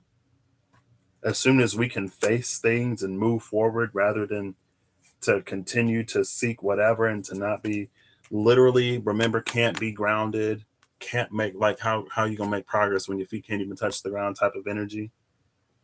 The divine comes in with this Two of Wands, drives us a certain part of the way, will drive us a certain part of the way, and then we move forward. We take the wand forward, but we're not doing it in the way that we did in the past. Because now we're more connected, we're more in touch, we're more in tune. We can be trusted to put that third one down in the future. Because we've learned, we've matured. It's just like it's not something that you would give to somebody that doesn't know any better. It's literally like the divine's not going to ask you to do math if you never learn math. The divine is like, what sense would that make? We would go to the person that knows math. The divine is trying to get you to learn math. You had a love for math in the past, but somebody called you a nerd and it made you feel a certain type of way. And so you wanted to be like hot and pretty but dumb, because that's what boys like. Boys like pretty but dumb girls. And so you're like literally a genius who could literally be, it's like the world would be a much better place if you was out there using that brain. But you're so like chasing after guys that don't even like or appreciate you. It's at a certain point you realize that by playing into the pretty and hot but dumb, like, you can't necessarily get upset with the guy for not loving you for your mind when you never bring your mind to the table.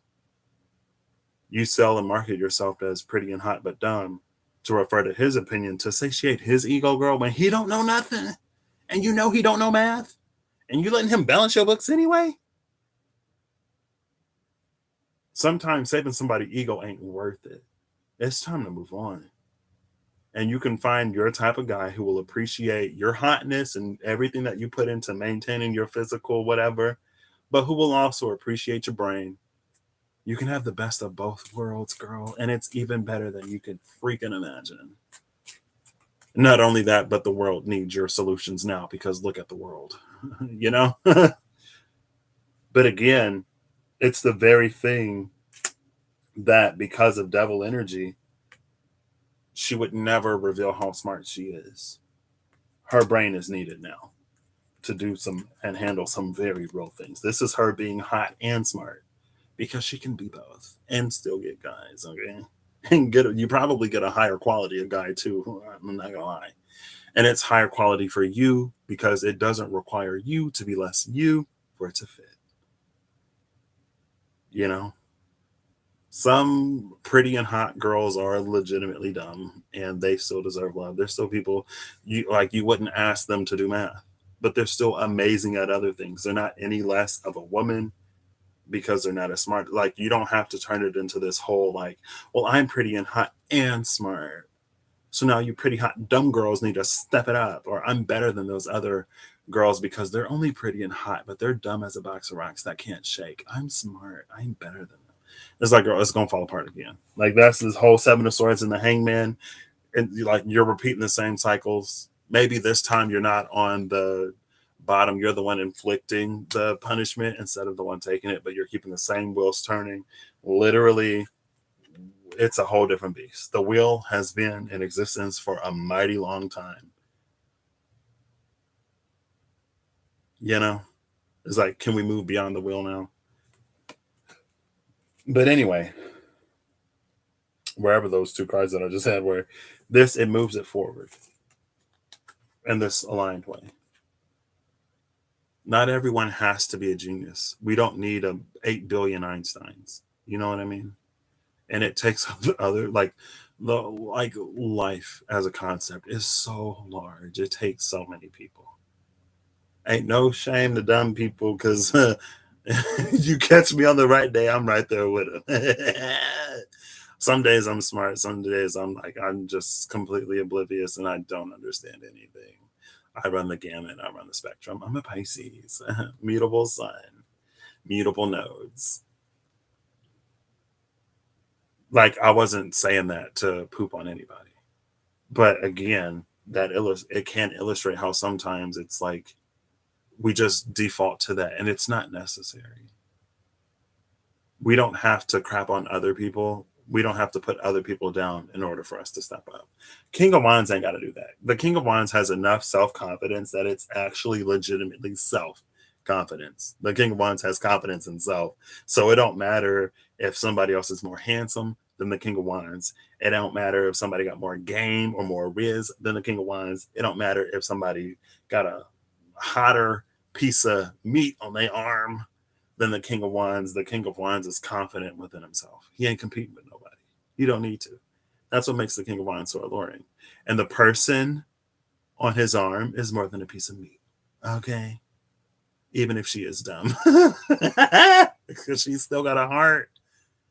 And she might not be like academic smart, but she know that 2 and 2 equal 4, and 1 and 1 equal 2, and 3 and 3 equal 6. The girl got sense. And sense is something that a lot of people, it's like how the teachers was like, oh, you always use the calculator, you always use the phone. Now people can't make change. Ain't nobody making sense because they too busy on the Google trying to ask Google, what's 2 cents plus 2 cents? Calling myself out. Hey Siri, what's 2 plus 2? Anyway, that's this energy. Exactly who they need to be. Love it.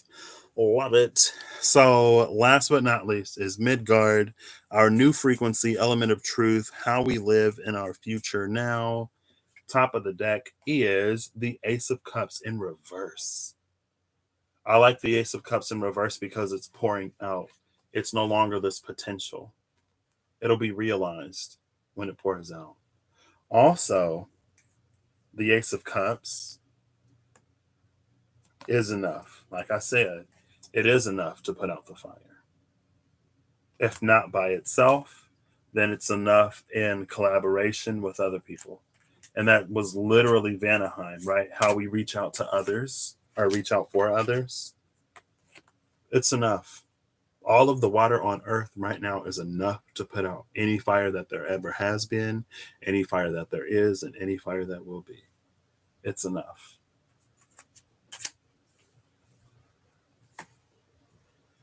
It's Yarna. That middle rune is Yarna without the dot. There it is. The one that entwines us. But it doesn't entwine us when we have more of the context. And we get more context again because of the Ace of Swords. Where you realize, like, oh, the rune up there is upside down. Maybe that's another reason why the Ace of Cups is upside down. Because it comes after that Ace of Swords. We realize if you want to pour water out of the cup, it would probably help to invert the cup. As long as you have the cup like this, I don't know if that's going to put out no fires. It also, in reverse, the water flows. Oh, that's upright. In reverse, the water flows. That was the one thing that the Queen of Pentacles could not do. That pre-Empress energy, it's the one thing she couldn't do. She can't flow. It's kept for the sake of protection. And so her land actually dies and it withers. And she's the one that's responsible for its verdancy. This one up here, where does she go?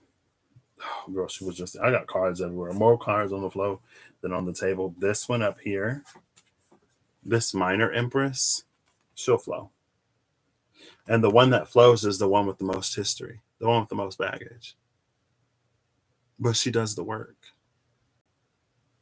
Some people like to throw other people's past in their faces. Oh, you used to be like this. You used to be like that. And then they'll go and they'll run and cry to the divine. Oh, it's not fair that she blessed in this way and he blessed in that way and that they got this going on. Maybe it's unfair to you because you don't know everything that they went through theirs. They had theirs. They was put on blast. They didn't get away with it. They worked with the divine and they earned that grace. Everything that they have, they earned. And they earned it in the new way, not in the way that they used to. The berserker is behind them. They ain't channeling Polar Bear to come in and wreck your ish anymore. But if you were eyes open enough, big mind enough to see who they are and how they are now, you would realize it. And then maybe you would go, oh, well, maybe I should do what the divine been telling me to do to get me to move forward rather than being so worried and concerned about what's going on over there. She's done her work. That's why she is where she is. You would be there too, but you ain't do it. And it's like you're asking to be an accountant, but you never show up for math class. What were we supposed to do? You weren't available. Somebody needed to balance the books. We caught the girl that got her degree, and it just so happened to be the one who did you wrong, who did you dirty in the past. But guess what? She grew up. She recognized. She tried to apologize to you. She tried to make it right. You weren't ready to forgive. You weren't ready to move on. You were still living in that past. And if you really think about it, she wasn't the first one that did this to you. If you think about it a little more, she didn't do anything to you. Who you're actually upset with is somebody else. But you can never hold that person accountable because it exists in this frame of your mind that you never look at. There is no villain in this story. Ace of Cups in reverse. Love it. The bottom of the deck is the Two of Pentacles in reverse.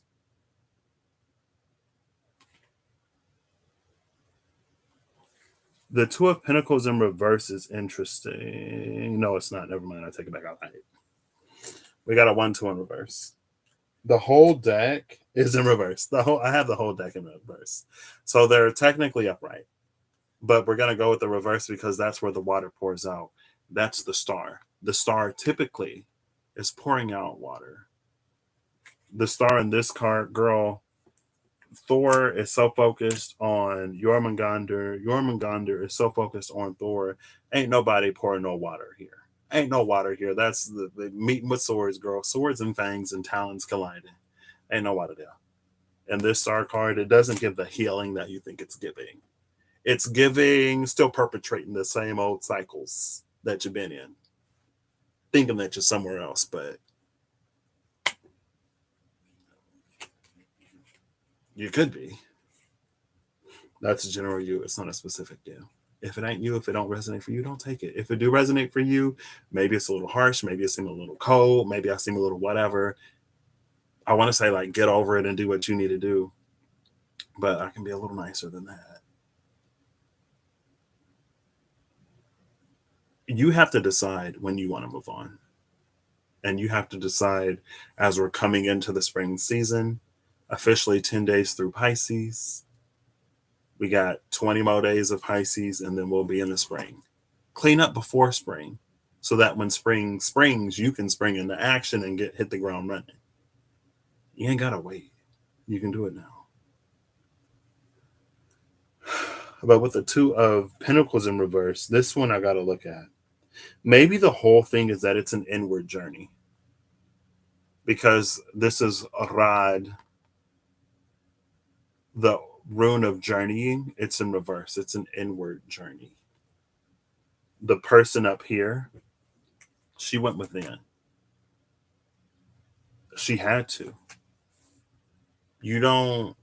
It's like it's hard to imagine someone going on a journey of betterment, of being better, and not facing and owning up to who they are and what they did in the past and the role that they played. It's hard to imagine, but a lot of people do it. So it's not really hard to imagine. I guess it's hard to conceive of someone successfully really changing for the better and doing all of the things if they never really reflect on themselves. You know what it more often than not will probably create? It's someone who thinks that they've changed, someone who thinks that they're doing everything different, but they're still treating people the same way. They're still moving, talking, operating in the same way. You know what I mean?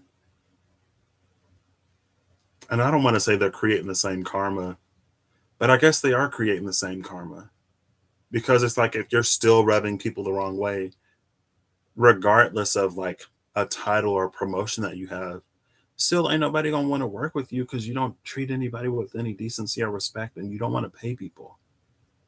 You demand a lot, but you don't like compensate people for their time or energy or effort. Not only do you not compensate people for their time, energy, and effort, you also belittle them and demean them. And literally, like, they're the reason why you're successful. Now, when the person with the good ideas, when the editor leaves the building, and you find out that those diamonds that you've been dropping were heavily polished, heavily polished by somebody else, you was giving them literal turds, and that was the rough of the diamond that they had to extract. I mean, people buy fertilizer. The people that got animals to feed and crops to grow, and who was the fertilizer? The fertilizer is Jotunheim, right? No. Fertilizer is Wordhammer. Magical lessons in the shadows, element of surprise, fertilizing growth is the second card. The second card was this rune, and this was the one that was the Six of Pentacles, and whatever that other card was, girl. She got lost in the shuffle. She, I got cards that have moved everywhere. Whatever was with the Six of Pentacles. That's the fertilizer.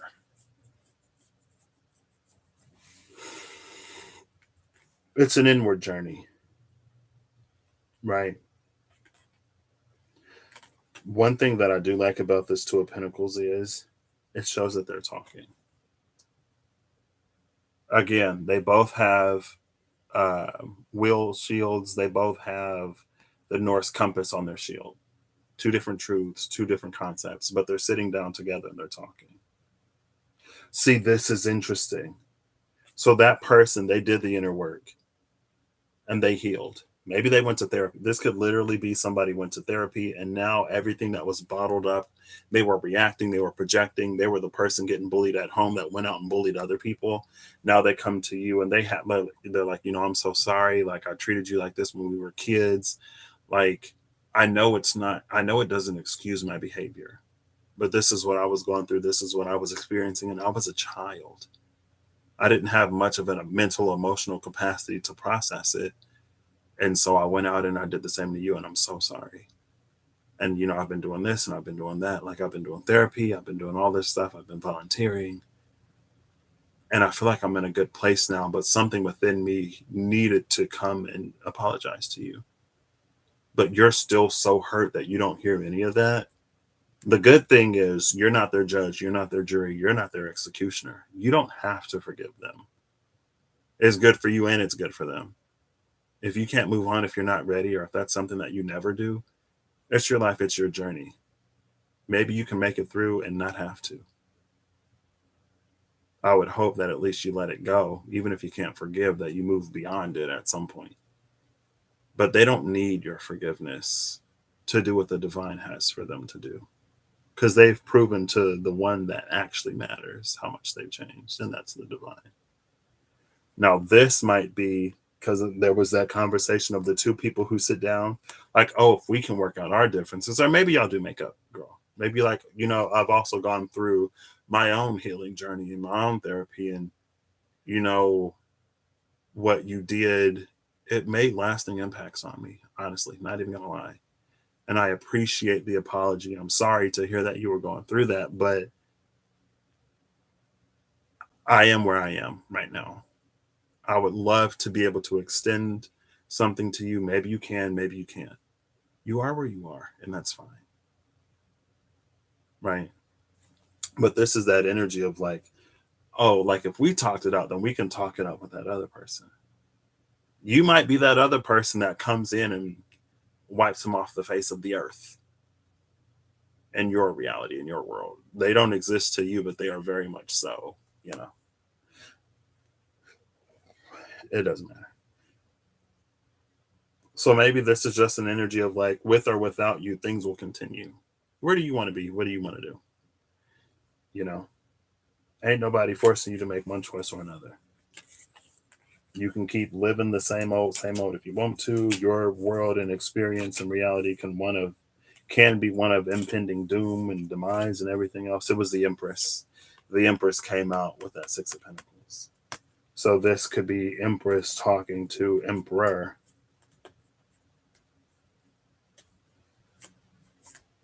here.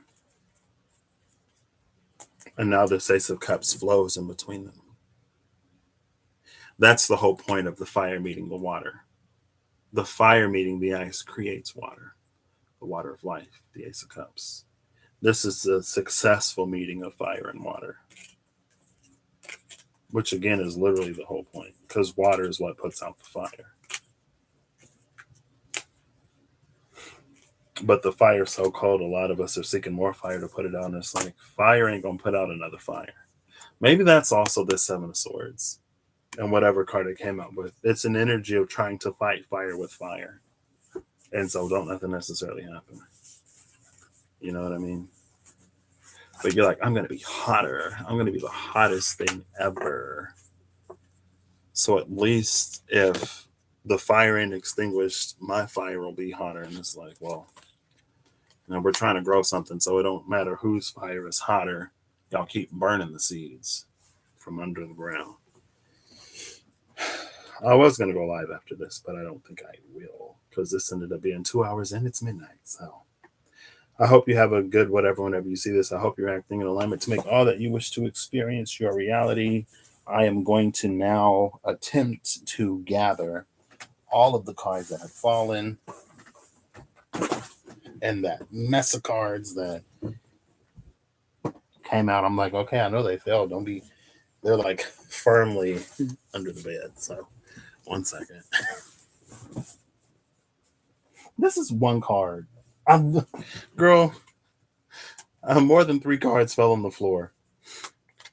Who is this? We have the Hierophant, the Eight of Wands, and the Six of Pentacles in reverse. This is the Six of Pentacles that fell. It feels like the Hierophant, Eight of Wands with Six of Pentacles in reverse. This is the divine welcoming those who were building the tower after they set aside their differences.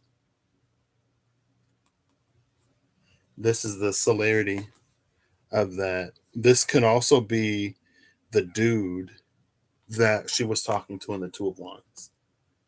So the divine met her in the shape of a man, in the form of a man. Maybe that's to separate it from the aspect of the divine that drives the chariot, that Freya. Here we go. I'm like, I know it was more than 3 cards that fell on the floor. Don't be playing with me. I ain't trying to be. Girl, look at all this. Some of them upright, some of them in reverse.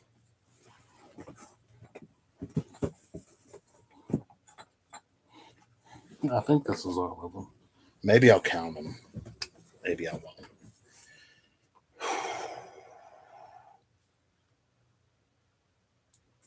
Ooh, it's fine. So, in reverse, I picked them up in reverse. The ones that are face up is the title card. First and foremost, Runic Tarot, the title card. The title card is the Live Life and Find Out card. For me, the Seven of Wands is here. I feel like with the title card and the Seven of Wands, I don't know if the divine necessarily smiting nobody anymore on behalf of other people. Under that is Justice. Justice was hiding. The Three of Pentacles is here, which is someone creating their own will shield. The Nine of Swords is here, which is the energy of being stabbed in the back. Also, the Eight of Swords is here. And the Page of Wands is also here. Behind the Page of Wands is the Page of Swords. I don't even know if you can see these, but... Oh, that's the Page of Wands. Behind the Page of Wands is the Page of Swords. And then the Wheel of Fortune, the Norns. These were all cards at the bottom of the deck. These are all cards that fell on the floor, so they were not going to come out. And then under the Wheel of Fortune is the High Priestess. Under the High Priestess, now we wrap back around to the title card. Literally my two Live Life and Find Out cards. Live Life and Find Out because things are going to turn in a way that you will never expect. The rune at the top of that Wheel of Fortune, that's not even a rune.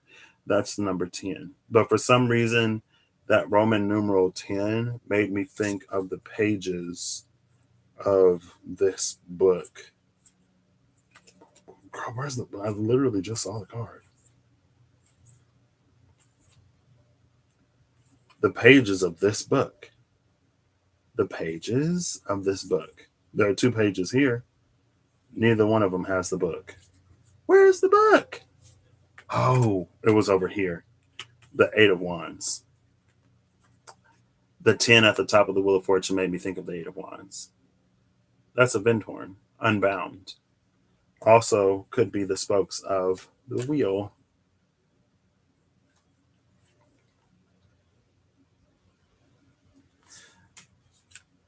So what's interesting is with this High Priestess, the High Priestess is the realm of divine knowledge. Some things the divine reveals to us, some things the divine tries to reveal to us, but we don't get it. Some things the divine saves for a time when we're ready to hear. The rune that's actually on this Wheel of Fortune is the all rune, is that word hammer. With all three spokes. It's not incomplete like it was on that other one.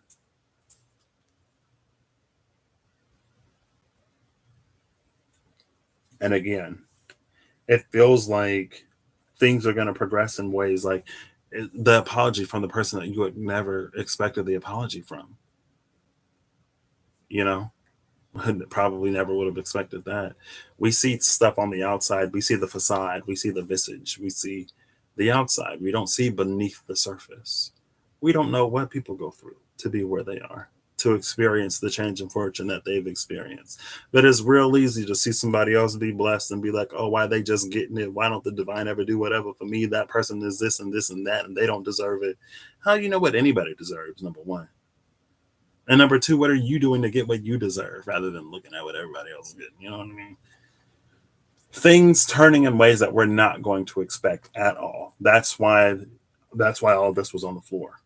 Live life and find out. Things are going to happen in ways. They say the divine works in mysterious ways. This is one of those mysterious ways things. So do what the divine is telling you to do. And watch you mysteriously get where exactly you're going or you want to go. The ones that were face down is the King of Swords. We see like an obscured eagle. We see actually, no, that's a mountain. It feels like the eagle is like enough in the clouds that actually it's not. But for a hot second, it looked obscured. We also see the Knight of Wands. We see the 10 of Shields, which is the 10 of Pentacles, which is when we all work together, we get where we're going, which is lovely. Now, the rune, this is Elks. That's the rune of protection. That's what was keeping the Queen of Pentacles from flowing with that devil energy. But now that things are free to flow, we can actually get where we're going. But where we're going, it's going to require us, because again, with that King of Wands, driving the stakes into the future is us. So it's like maybe that's a reason why we can't necessarily depend and rely on the divine for answers this time, because the divine is like, I'm waiting to see what you're going to create. I'm waiting to see what you're going to do. I'm waiting for you to bring your flavor and your spice. And then, we'll work from there. Divine's like, I can do anything. Tell me what you want. We'll make it happen. And you're like, I don't know. Just like, give me whatever. And then we get whatever. And we're like, okay, not this whatever. I wanted some whatever that I would actually like. Please. The King of Pentacles is after that. With the 7 of Shields, Tear was on the floor. Again, see that the Hierophant, the one that felt like that's the divine that the woman was speaking to in that 2 of Swords. Well, that's justice. That's not the card I wanted. I wanted the Hierophant. Here he is. That ain't the card I wanted. It was actually this one. It was the Eight of Wands and the Hierophant. The Hierophant talked to the other woman in disguise, the one who actually went on her journey, and that's why she is where she is. Like that's why she getting blessed up because she went on a journey. She healed. She recognized the thing. She tried to apologize. You ain't accept it. Luckily for her and for you, she don't need your forgiveness. She got it from the divine. She's good. We ain't judge, jury, executioner for nobody. That and this energy of justice, it's literally here. This is the tier. This is the thing that was rising up, the thing that was trying to take its place. Right there. Love it. Justice was on the floor, tier was on the floor. So that's why it was like maybe the way we thought it was going to come in, it's not. It's on the floor. It's literally not possible for me to pull a card that's not in my hand. But the divine can direct us in the way that it can come in, which is what it did in the spread with the cards that were still in the deck. Then we have the magician under that, which is lovely, making things happen. That's that Knight of Wands, the King of Wands. So that's all the cards because I'm back to the Knight of Wands again. So those were all the cards that fell on the floor. So now I'm going to count these. I'm going to timestamp to 11, and then we're going to get into final messages. 1, 2, 3, 4, 5, 6, 7, 8, 9, 10, 11, 12, 13, 14, 15, 16, 17, 18, 19, 20, 1, 2, 3, 4, 5, 6, 7, 8, 9, 30, 1, 2, 3, 4, 5, 6, 7, 8, 9, 40, 1, 2, 3, 4, 5, 6, 7, 8, 9, 50, 1, 2, 3, 4, 5, 6, 7, 8, 9, 60, 1, 2, 3, 4, 5, 6, 7, 8, 9, 71, 2, 3, 4, 5, 6, 7, 8, 78. I have a title card in here, so I have at least one title card in here. So I do have at least one card still missing, but I'll find it after this. It will turn up. I can't remember if there's also a Los Scarabeo title card in here. Because if the Los Scarabeo title card is the one that's missing, then, don't necessarily need it. I know one title card is in here. It might actually only be the one. Yeah, I'm not seeing the Los Scarabeo card, so there's the Runic Tarot title card. Not seeing the other one. So I guess it's not in here.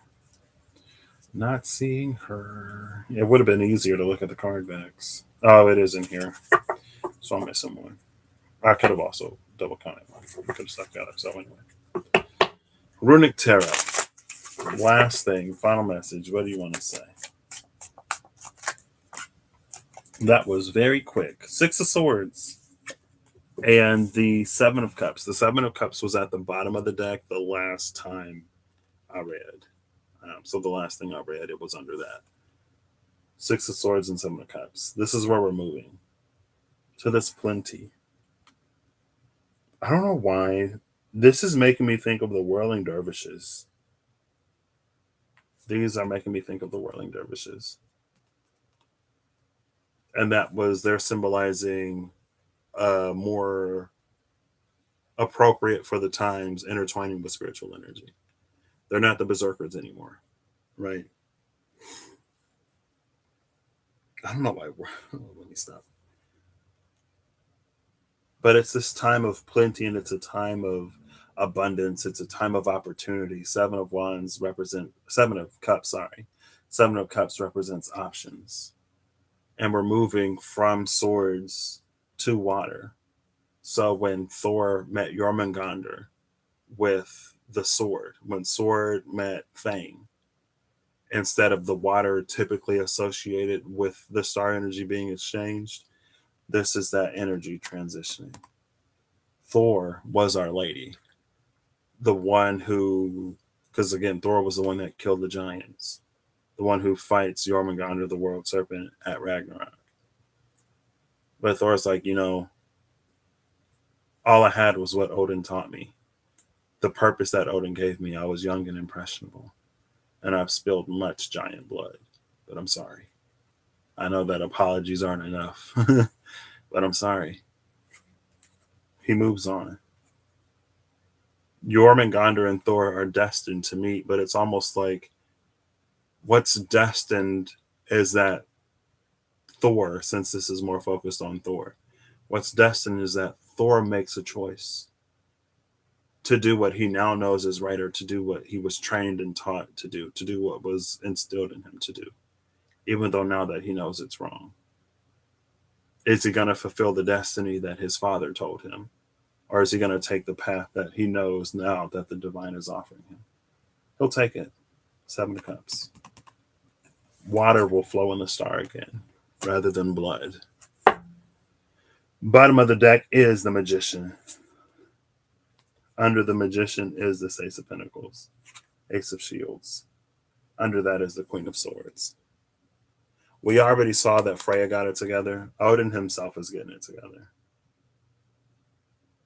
It seems like Odin is moving towards a new world. Is this Odin? I want to say it is. It might not be. We see this big old Ace of Cups here, now empty. All the water that needs to pour out to douse the fire has been doused. He's pointing up to the rune of mankind. This major arcana. It's like it's almost like it's the divine putting us on our pedestal. It's like humankind is fulfilling its potential, the potential of its creation, to be creators with that creative spark of the divine that they have within them, rather than being conquerors and destroyers and other things. And it's almost like the divine being like, look at the magnificence of my creation. Like how they continue to create. It's like, it's been a journey. Humanity was not always perfect, but it was always where it needed to be. And I'm proud to say that they've learned. Look at them now. Go back a few 100,000 million years, you probably would have thought that they never reached this point, but they did. I knew they would. Justin, he had me a little concerned. And don't get me started on Tyrone. But they made it. There are a lot of people of the cloth. There are a lot of guides and mentors and gurus that have lived lives that have had past that were very much so not necessarily quote unquote holy. But the divine takes all. And because of their past, they can reach out and understand. They can reach out to those who are also where they used to be. They can provide resources for them to get out. And also they can provide them like spiritual resources as well as physical resources. A lot of those people we see as who they are now. And it's almost like if we would have known who they were then, will we still have the same love and compassion and respect for them that we have now? If the answer is yes, then where does that truth really lie? You know, if the answer is no, then I don't know. People who live in glass houses shouldn't throw rocks. I don't know. That he who is without sin cast the first stone. All right, Lafroma. So 2 hours and 2:19:19 was just on the 2 19s is 2:19:19. 19 is the sun. That's a binary star system. And it's almost like it's a sun. There are suns in this binary star system where the planets, it's almost like the planets have this weird orbit in between the two suns. So it's always daytime. Because when the planet turns from one sun, it turns towards the other. That's what happens when whatever is in the darkness comes to the surface. It's born from the fire and emerges as light. Because it's all the divine at the end of the day. Mostly. Some of it is like human design and creation. With the power of creation that we have, So, all right, Lafruma. I'll give you. Oh, goodness. Gutton like flipped over and flung another card on the deck. It's you. AL, sacral. Gutton, resolving. Something is being resolved and rebirthed within the self from the inside.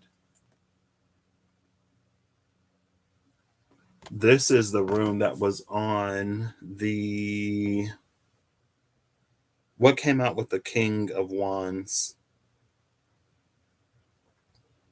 I saw the rune on the chest, and then I saw it again, and I didn't mention it. I didn't talk about it. I don't remember what came out with the King of Wands. I feel like it was a major arcana card. If it was one rune, it had to be a major arcana card. It wasn't the Emperor. The Lovers. Was it the Lovers? I don't know. I saw this rune on somebody's chest. I didn't talk about it, but there it is. After we resolve and heal and do, like, this is the gut. Health was the biome. Did I pull a card for health? Yeah, I pulled the cards for Midgard. I did. The solar eclipse rune, the one that represents the biome. It's in the gut. This is like probiotic energy. It feeds the biome. Healthy biome energy. Love it. That's the final message. Bottom of the deck is Rad. Raid number 5 is the journey. It's a journey, girl. We're born. We don't know nothing. We learn. Some things we learn that can be harmful to our growth. Like how we learn to shame ourselves and how we learn to hide. But if we continue on that journey, we learn that it's gorgeous, that it's beautiful. We learn that there is a place for us in the world. And we learn that not only is there a place for us in the world, that there are also things for us to do, that we matter, that we contribute in ways that are truly gorgeous, and that we don't have to carry certain weights and burdens alone because they're not for us to do alone. That's the healing of the elven light, right? The elven ring teaches us that it takes all of us, all of humanity. It's a symphony of voices, not just one. So yeah, again, I hope you have a good whatever whenever you see this. I hope you're acting in alignment to make all that you wish to experience your reality. Did not anticipate 2.5 hours. I don't know why I'm so surprised, but that is officially the at least Lafruma series of rootings. I was rooting for you. We were all rooting for you. How dare you? Learn something from this. When you go to bed at night and you lay in there and you ain't where you want to be, realize it's because of your actions. And she was like, well, what do you want me to do? Like, I did everything I could. I don't understand why. But it's like, you know what? If you don't want it for you, there are 10 other girls here who want it. And it ain't a competition, but man, come on. Like the thing that you want, what is it? Like what you want wants you type of energy. But anyway, I'll catch y'all whenever I catch you. 22 minutes and 2 hours and 11 minutes. I will put in the timestamp. I will not forget. I'm going to make this public. And I guess if you're this far, then I don't really have to say If it's not playing in a decent quality, then maybe give it some time to process. Because I notice sometimes that happens. Like when I upload a game that I've been playing and it looks kind of like blurry for a minute, if you like let it process, then you'll be able to watch it in like 4K or 1080p or whatever. I mean, it's probably 1080p. So anyway, if the quality don't matter, then you've already made it this far now. So I'll catch you next time. Bye.